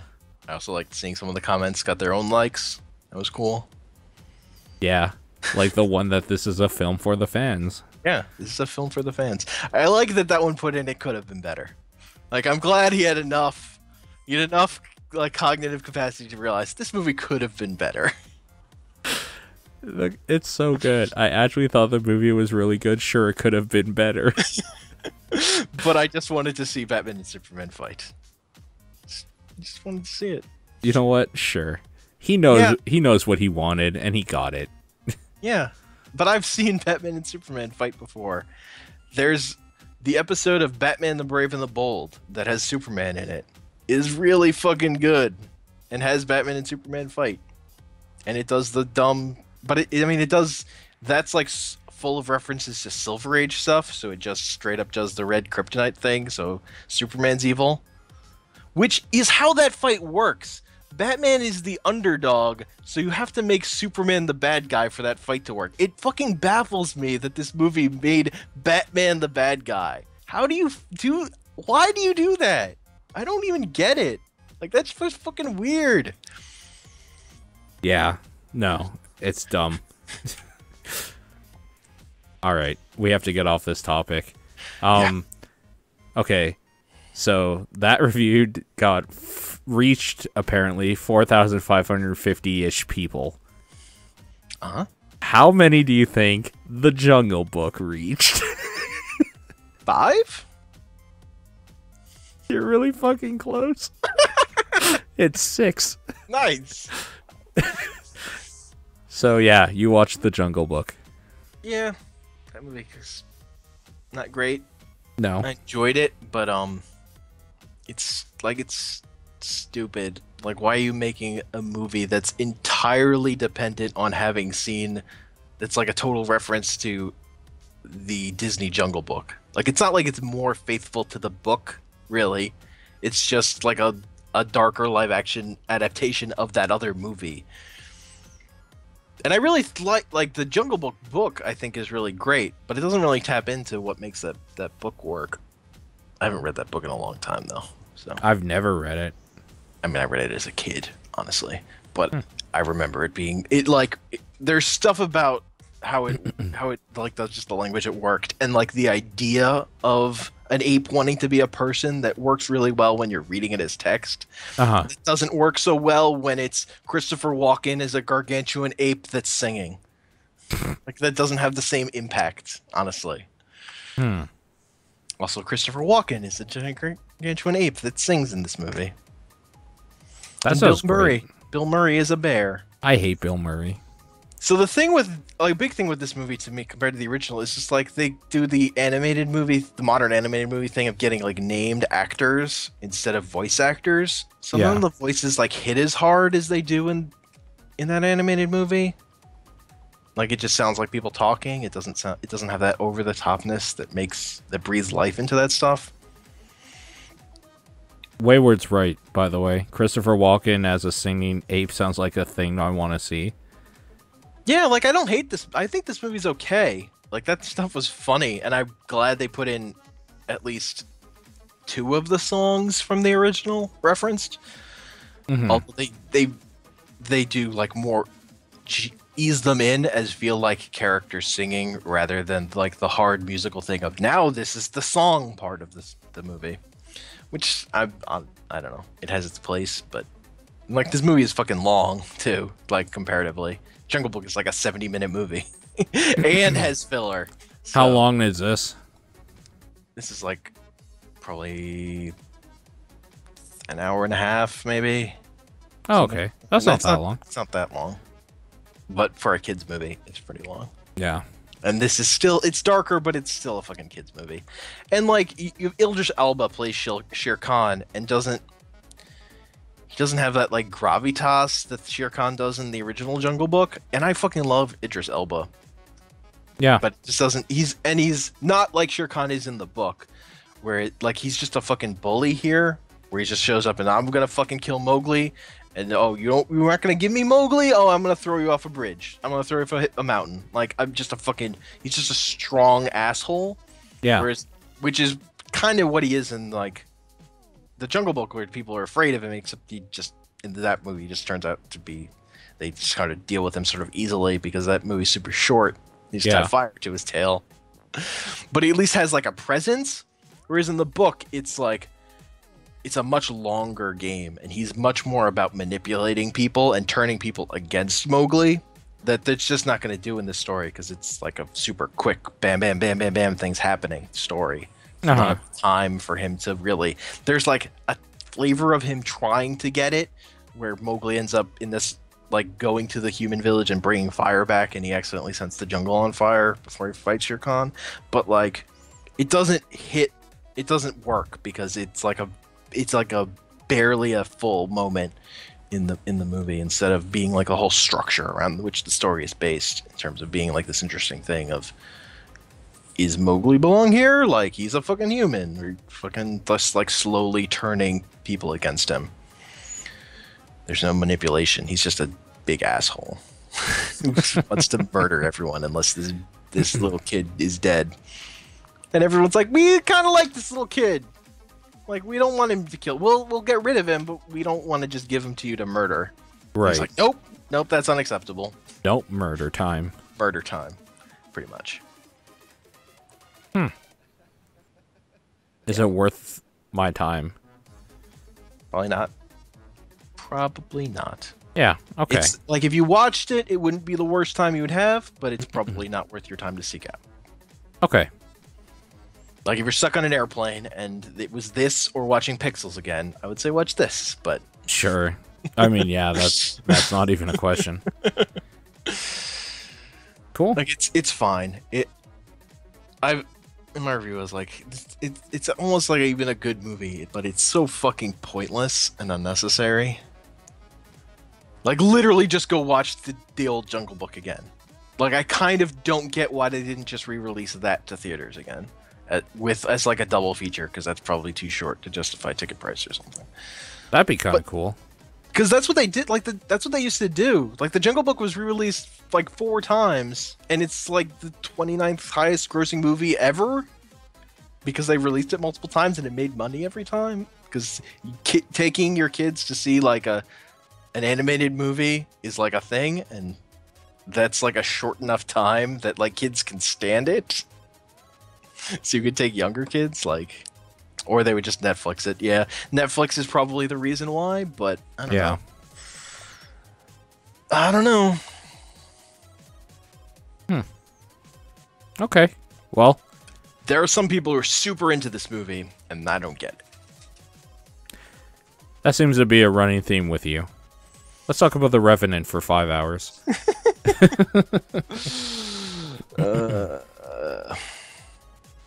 This is a much smaller number of people. This is a different scale. That's it for movies. Yep, that's all I saw. There Cool. hasn't been a lot. There hasn't really been anything that I've been super interested to. So I really just went to these movies because there was something else. It's I a felt movie safe. for the fans, Homer. For the fans. It's a movie for the fans. For the fans. That argument works on every movie. movie for the fans. It is a movie for the people who like this movie. That is who it is for. I mean, you're not wrong.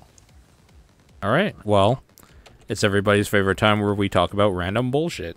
Yay! That's Yay. my time. Let's talk about Mitomo and how I can't stop checking it every day when I wake up. That's hilarious.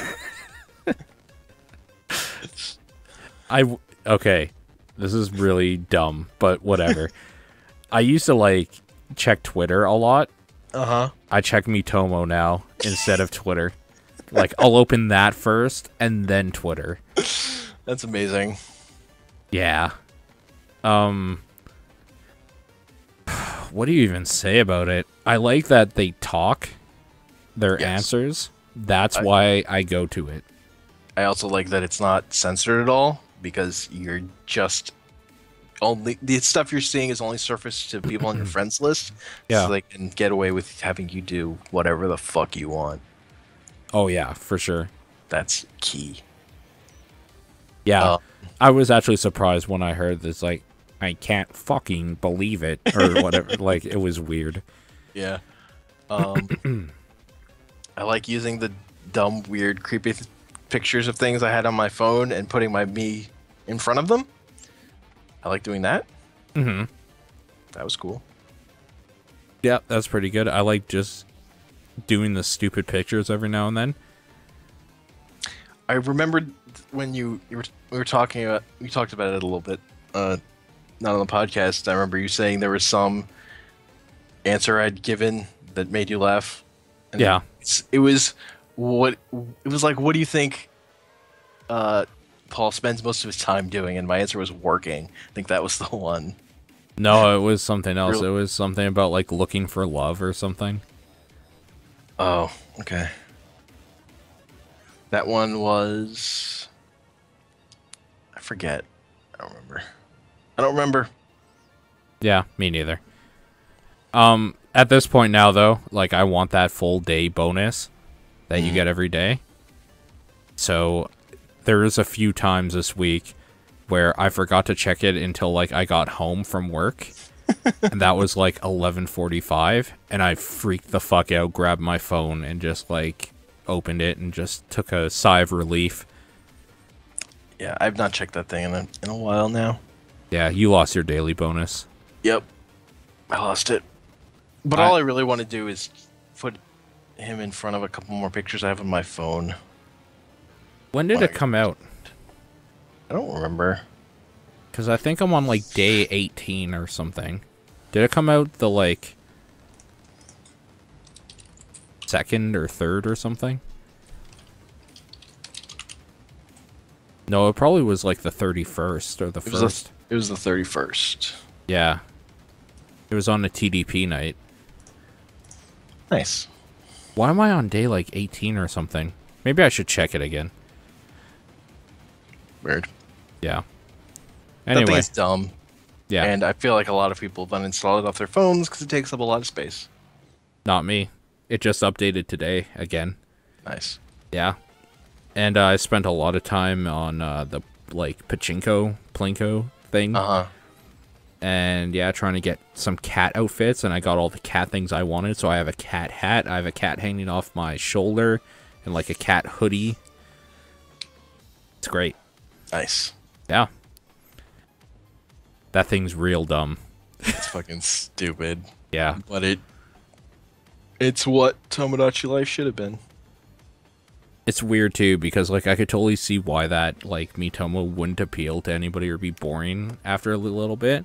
Yeah. But, like, I don't know. Like when Miitomo came out, I was just like, when I woke up in the morning, I jumped on that shit, installed it, and just went on Twitter and was like, everyone add me.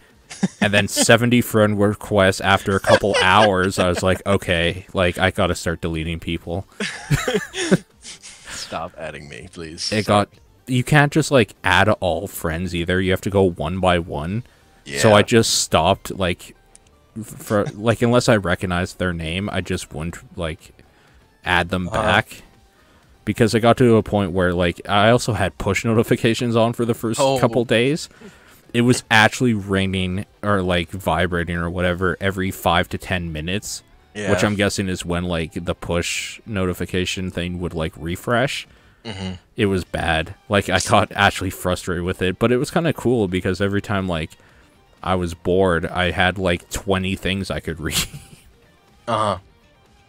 But, yeah, I pared it down to people that I talk to on the internet regularly, and of course real life people now, and like deleted a bunch of just random people that added me, and I don't know how they added me. Yeah. I also find it's weird that like if you share friends in common, it's just like friends with I am 3D Homer, etc.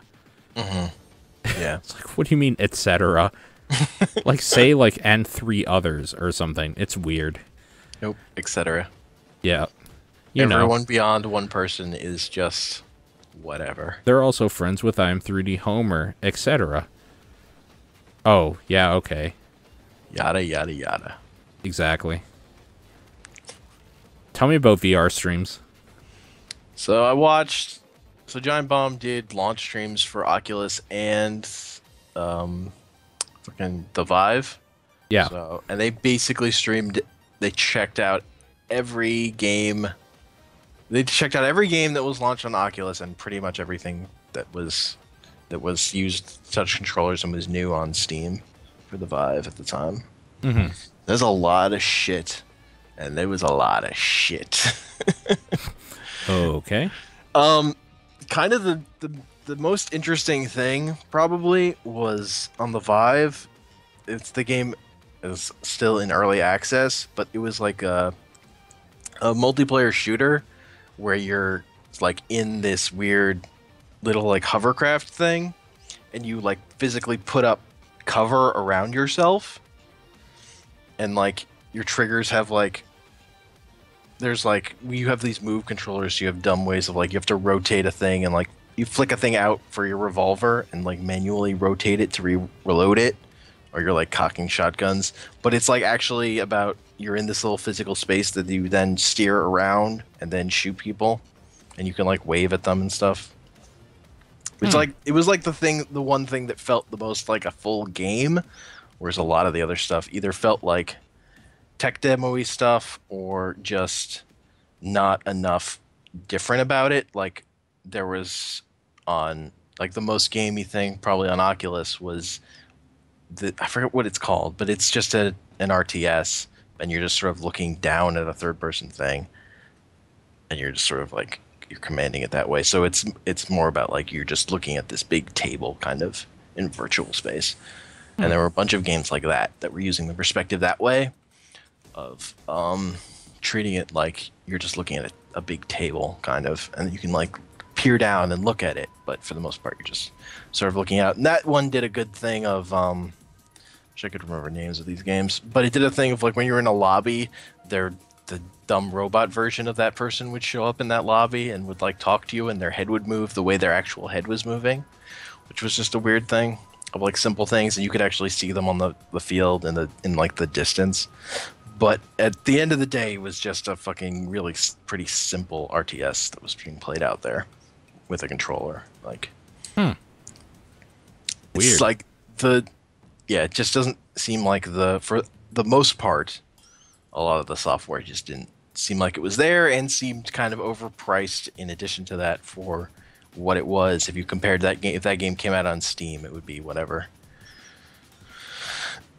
So it doesn't seem like, for as much as people have hyped up the hardware, and the hardware seems super cool, it does not seem like software is there on that stuff yet. It is still basically the same software people were seeing when they saw those headsets fucking 2 years ago. Gotcha. Tech demos. Really? Yeah, yeah. There was also some weird, fucked up video stuff that just seemed terrible. Like, there's also plenty of weird garbage. Although one of the best things about the Vive stuff was the phenomenon. Like, the running joke became, does this character not have a head?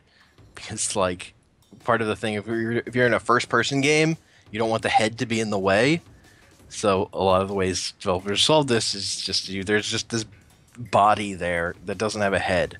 So, like, in Project Cars, Drew was playing it and literally got up out of his chair and, like, squatted next to it, so, like, he was in the passenger's seat and then could look at his headless body. Just fucking weird. Weird. There's also just weird things, like, if you looked around at, like, the car you were in, like, it didn't have real rear wheels because they weren't rendering them just to save processor power or something. There's just weird, like, because you have to allow people to, like, move their head and kind of explore, there's just weird, you could see around the corner in a lot of weird ways. Although Adrift just kept resetting you to where you were, so I wonder if games will just start doing that and stop letting your head float freely away from your body. Weird. Just weird things. It also seems like the amount of space you need for the Vive is ridiculous and varies between games. Like, games can require you to have a certain amount for them to work. Like, and you fucking need the full free space. It just seems like Giant Bomb doesn't even have enough space in their studio to do the full size for the Vive. I hear that's a common thing. Actually, a lot of these, like, people are saying, like, we have a studio, we barely have enough room or don't. Yeah. Which seems kind of nuts. Yeah. Well, I don't know. The whole thing just seems like it's not there yet, even though it's now kind of out to the public, although they have also had problems shipping to people, so it's also kind of not out in certain ways. It just doesn't seem like maybe they'll get there, but also it just sounds like even if you're super into fidelity, these aren't the platforms for you because the screens just aren't sharp enough. Like, there was talk about people using them as, like, just instead of having a giant monitor, you just look at a giant virtual monitor, but the fidelity on the screens apparently isn't high enough quality for that to really be worth it. Weird. So, huh. It's not there in terms of that stuff. Not yet. Not yet. VR seems like it's just work in progress. Well, I mean, a lot of people that, like, are actually smart and not just saying buzzwords out there about VR are saying that, like, the year VR will be probably in, like, 5 years. Like, when it's consumer friendly, there's a lot of stuff out for it and stuff. Like, this is still alpha stages. Come on. Yeah. Like, just because they're getting headsets out to people willing to pay for it doesn't mean it's, like, there yet. Yeah. It's also the kind of thing, like, the kind of experience you're seeing, it's like, oh, I wish arcades still existed. Because these are arcade games, basically, is what people are creating in a lot of cases. Like, that would be really, really fucking cool if you're putting in, like, $1 and then playing it for a bit and then being done with it. And moving on to the next thing. Like, paying $40 for a fucking shooter where you're just fucking shooting targets in an open space. Like, it's cool, but it's not that cool when you've already spent all that money. It just doesn't seem like the thing yet. Yeah. Yep. I have some other stuff we could talk about, like, kind of quickly. Okay. Microsoft announces that the Xbox 360 is dead. Or they're killing it off. They're stopping production of them. Yeah. They probably still have a shit ton in Oh, yeah, I'm sure. warehouses and stuff. But they use the term while supplies last now, making it sound ominous. Uh-huh. It's just funny that there are stories about the Wii U also ceasing production within the year, so... Yeah. So the Xbox 360 not making more things seems reasonable in comparison. Yeah, no, I agree. Also, they're not shutting down Live yet, which would be the big thing if they shut down Live on that console, like they did with the original Xbox. Oh, they took them so long for the original Xbox. Yeah. So, like, yeah, I'm not worried about that yet. Nope. Also, like, I own a 360. It's not like I've used it recently, really. Right. I played Street Fighter Third Strike not that long ago, but that's about it. I'm not using that thing. You're not chomping at the bit. Nope. I mean, because even if there's like a game on it that I want to revisit, it's probably on PC, and I should probably just get it on PC for cheap.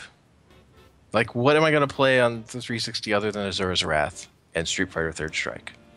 If I want to play. But then that I could emulate. Like, I actually don't know Yeah. at this point. Yeah, I don't know either. I will probably replay Azura's Wrath again because I love that game. What are some other weird things that happen? Ghost in the Shell movie is coming out, or being made or whatever, and they cast Scarlett Johansson as Motoko Kasunagi. Yep. And it pissed off the internet because Asian girl she is not. Yep. What do you think about this? Should she have been Asian? Should Scarlett Johansson actually be Japanese? Well, probably. With a name like Scarlett, for sure.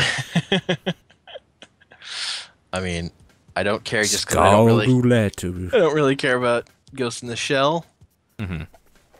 But That's too bad. I think it's kind of neat. I'm just not like it's okay. I just don't really care. My favorite thing about it was the robots in it were a lot of them were played by voice actors who voiced characters on Digimon. Okay. Dub. So I liked that.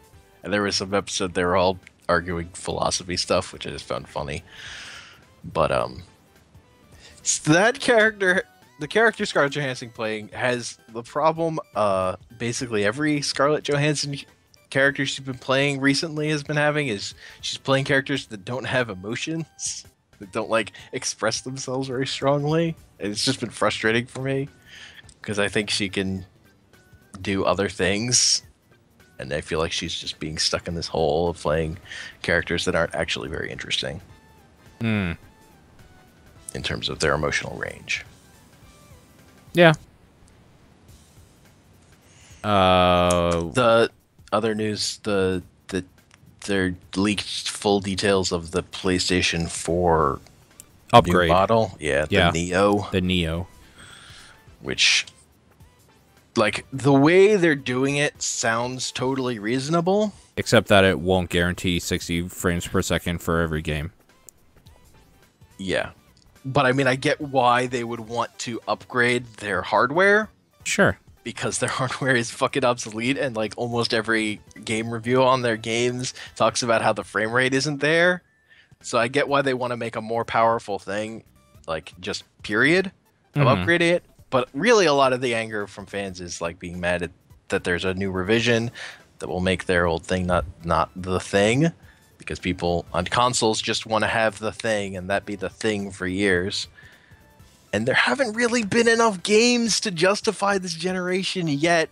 So already talking about hardware seems like a push. Yeah. Like I get why they have to do it because it's there, but like the software for fucking this generation is fucking what? Like I don't want to buy those consoles. No, but like now that I know a better one's coming out, I do want that. Like over the other. Over the other one for sure. So it's also weird, like, that officially they still haven't said anything, because, like, who the fuck's going to buy a PS4 for the rest of this year? Like, when they know one is coming in, like, October or something. Right. November. Not me. Yeah. Yeah. I'm just fucking... I really mostly just care because eventually Persona 5 is going to come out on that thing, and I'm going to want it. But it's looking like Persona 5 might be delayed again, and doesn't even have a firm date yet. So the Neo will probably be out by then. So that's cool. Sure. Yeah, it's also just sort of... It would be cool if eventually Bloodborne got patched to run better than 30 frames per second. Because that's the only way that game runs right now. Yeah. Luckily, I don't care about it anymore because DS3. Yeah, fair enough. Yeah. Yo, do you like McDonald's? I do like McDonald's. Do you like Big Macs? No. Okay, well, Big Macs are going to be getting different sizes. Cool. People should have more choice. They are apparently thinking of doing like a Mac Junior, which is like a single patty Big Mac, a Big Mac, and a Grand Mac. Grand Mac. And my favorite part of this story is that somebody on Twitter named Judah Chris said, "I'm disappointed they didn't call the larger Big Mac Mac Daddy." And he's right. Good point. Yeah. Good point. That is a disappointment. Missed opportunity. China, the wrestler, died. Like today. Oh, wow. Yeah. You know China. Nope. Oh. Okay. Like, I think she was more 90s-ish. She was, like, one of the, like, first, like, real, like, I don't know what they call, I hate the name, like, WWF or WWE, like, divas. Like, superstar. Which but, like, they, like, just got rid of this past year. they got rid of that term. Yeah. Yeah, that's a bad term because it really just bad. it has a bad connotation to, like, Yes. I mean, it's not a bad connotation so much as it's like just untrue of a word for like women that are strong and kick the shit out of people. Like, that's not what a diva is. But Yeah. you know, whatever, branding and stuff. Branding. Yeah. But yeah, she died. What's her name now? Joni Laurer, I guess. Was it Joni? Joni Laurer, I believe. So she died. I don't think they said how, but it's kind of too bad because she was like not old and like super fit and strong. There is a strong history of wrestlers dying prematurely. Yeah. I mean, it's Fucking not wrestling is fucking hard on you. Is the real thing. sure. I mean, but like, In lasting. I don't think Yeah, like no. as many wrestlers die in a year than like dentists do. I mean, percentage wise, I don't know. If you consider how many dentists there are compared to wrestlers, I don't know. Yeah. All I Wait. know is there's a dude who basically made his career off writing obituaries about wrestlers. Okay, fair enough. Yeah, that puts it a little bit in perspective, doesn't it? I guess the last thing I'll bring up, even though I know nothing about it, but maybe you can talk about it, is that like the election primaries happened and New York got fucked or something. Yeah, apparently a bunch of people were unregistered that had been registered the year before. I don't really know what happened. So but they it like seems- couldn't vote.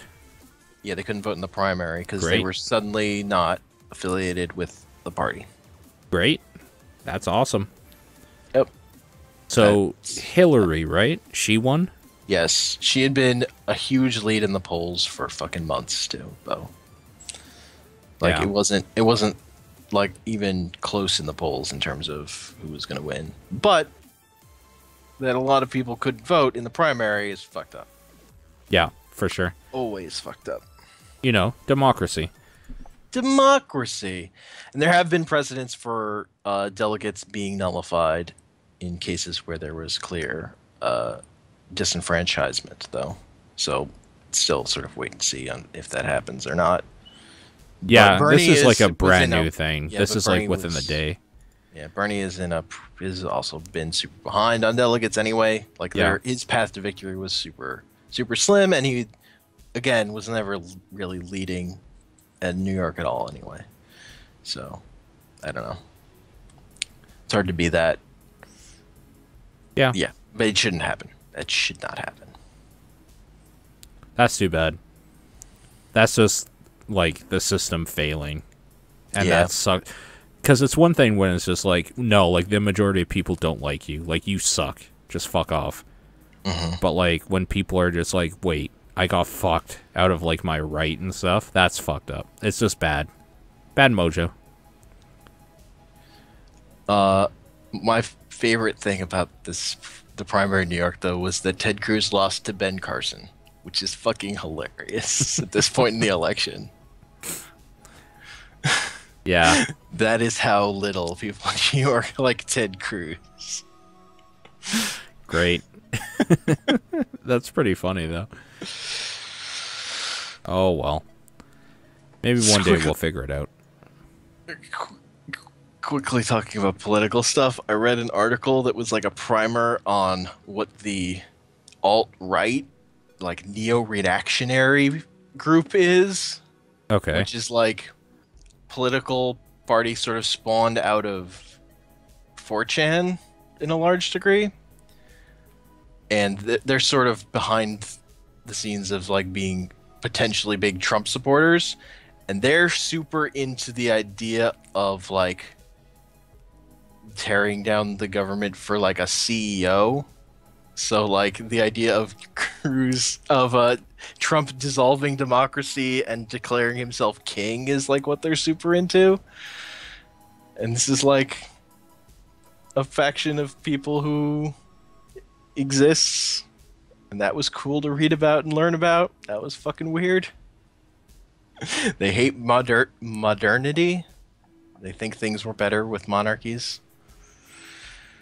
Yeah, those people exist. Awesome. That's so good.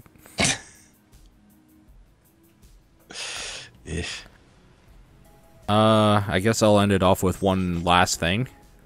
Okay. Apparently, a dog that was believed to be the oldest dog in the world died. Wow. An Australian Kelpie by the name of Maggie passed away at the age of 30.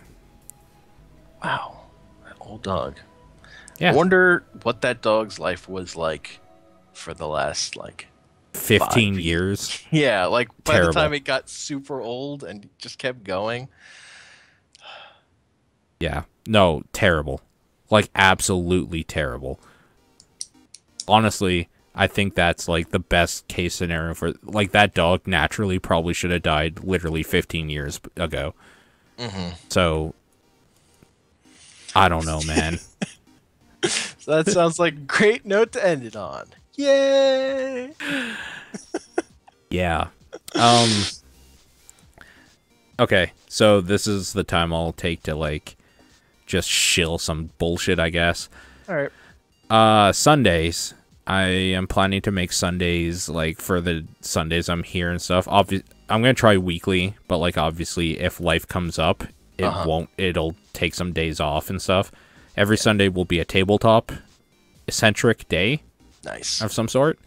So when we are not running an actual, like, one-shot or campaign thing for D&D, I'm thinking tabletop simulator games or, like, board game types of things, like even digital board games we'll be playing, that sort of thing. Getting a bunch of people together. I'll be in the Burning Barrel Steam group, like, the Monday before. I'll put up a thing saying, like, we're going to be playing X game on whatever, like, Tabletop Simulator or Steam or this site or whatever. Whoever, like, wants in the first, like, 8 people or however many slots, like, can come. That sort of thing. And we'll do that. On days, or on weeks we don't do that, it will be me and, like, you if you want, whoever's, like, into RPGs, like Tony for sure when he's available, and Wolf when he's available, just to do, like, some, like, tabletop RPG, like, and maybe board games later, just, like, shop talk sort of thing, like a podcast sort of thing. Mm-hmm. Yeah, that all sounds great. This Sunday, though, is going to just be talking. We're going to be talking about, Tony and I have been discussing some behind-the-scenes stuff about where Season 2 Yolotown is going to be going. It's not going to be spoilers for, like, literally where it's going, but, like, how it's going to be run, because some things are going to be changing. The second part, we'll be talking to Wolf a little bit about GURPS, the GURPS system, the generic universal role-playing system or whatever. and like how we can use that to our advantage, what it is, how people can use it to like make their own games in whatever way they want, blah blah blah. And then the last part is we will be talking about a concept for an RPG rule set we've been making, and see who's interested in it. So that'll be fun. That all sounds great. Yeah. That sounds real cool. If I can keep it up every Sunday, I will be super impressed. But I figured it's a good way to like kind of narrow all of that stuff down to one day, where it's just like, yo, if you like tabletop stuff, like this is a day that you should be here. I'm gonna try to make it in like the afternoons too, like maybe 2 or 3 like my time. So, you know, people that are just bored and don't have anything to do, come be bored with us and play some board games. There you go. Oh, no one has ever made that pun before. Not a single person in the world has made that pun. Also, Dark Souls 3, some co-op. I think that's going to be the next thing I try to do regularly, like with whoever, because that game's fun. And like I said, I'm not going to stream my single playthrough of it, because it's just going to be people being bored of like me watching like either the same boss I can't get past or like grinding souls. Like it's just not going to be fun stuff. So solo or co-op I think is the way to go for watching people play that. So that'll be good. I don't think there's anything else. TDP, oh yeah, like we never even mentioned this on TDP, but I'll mention it here. TDP is going to be weird because I work until 11 o'clock every night, my time now. Yeah. So, like, some nights, if they want to do a Thursday because they have to, I'll just be like, yeah, that's fine, I'll bow out. Otherwise, we're kind of doing an episode every week whenever we can. So it could be Friday, Saturday, Sunday. Like, it could be any time. And that's going to be rough. But, yeah. So, that's what's going on with that. This week, obviously, John won't be with us. He's at PAX. But that's kind of all that's been going on. I'm just more excited about talking about tabletop stuff. That's going to be super fun. Yeah, that should be really good. Yeah. But I think that does it for us. Yep. If people want, they can like send in questions and comments or news or whatever you want us to like talk about and stuff. I think podcast@burningbarrel.co still works. Yeah, I'm pretty sure I have the password to that. A Burning Barrel on Twitter is where to get the podcast. Otherwise, I'm at Exposure, EXFAUXSURE. Homer is at Comic Panels. It's like so different than anything you use anywhere. But I can see why you would keep it. So yeah.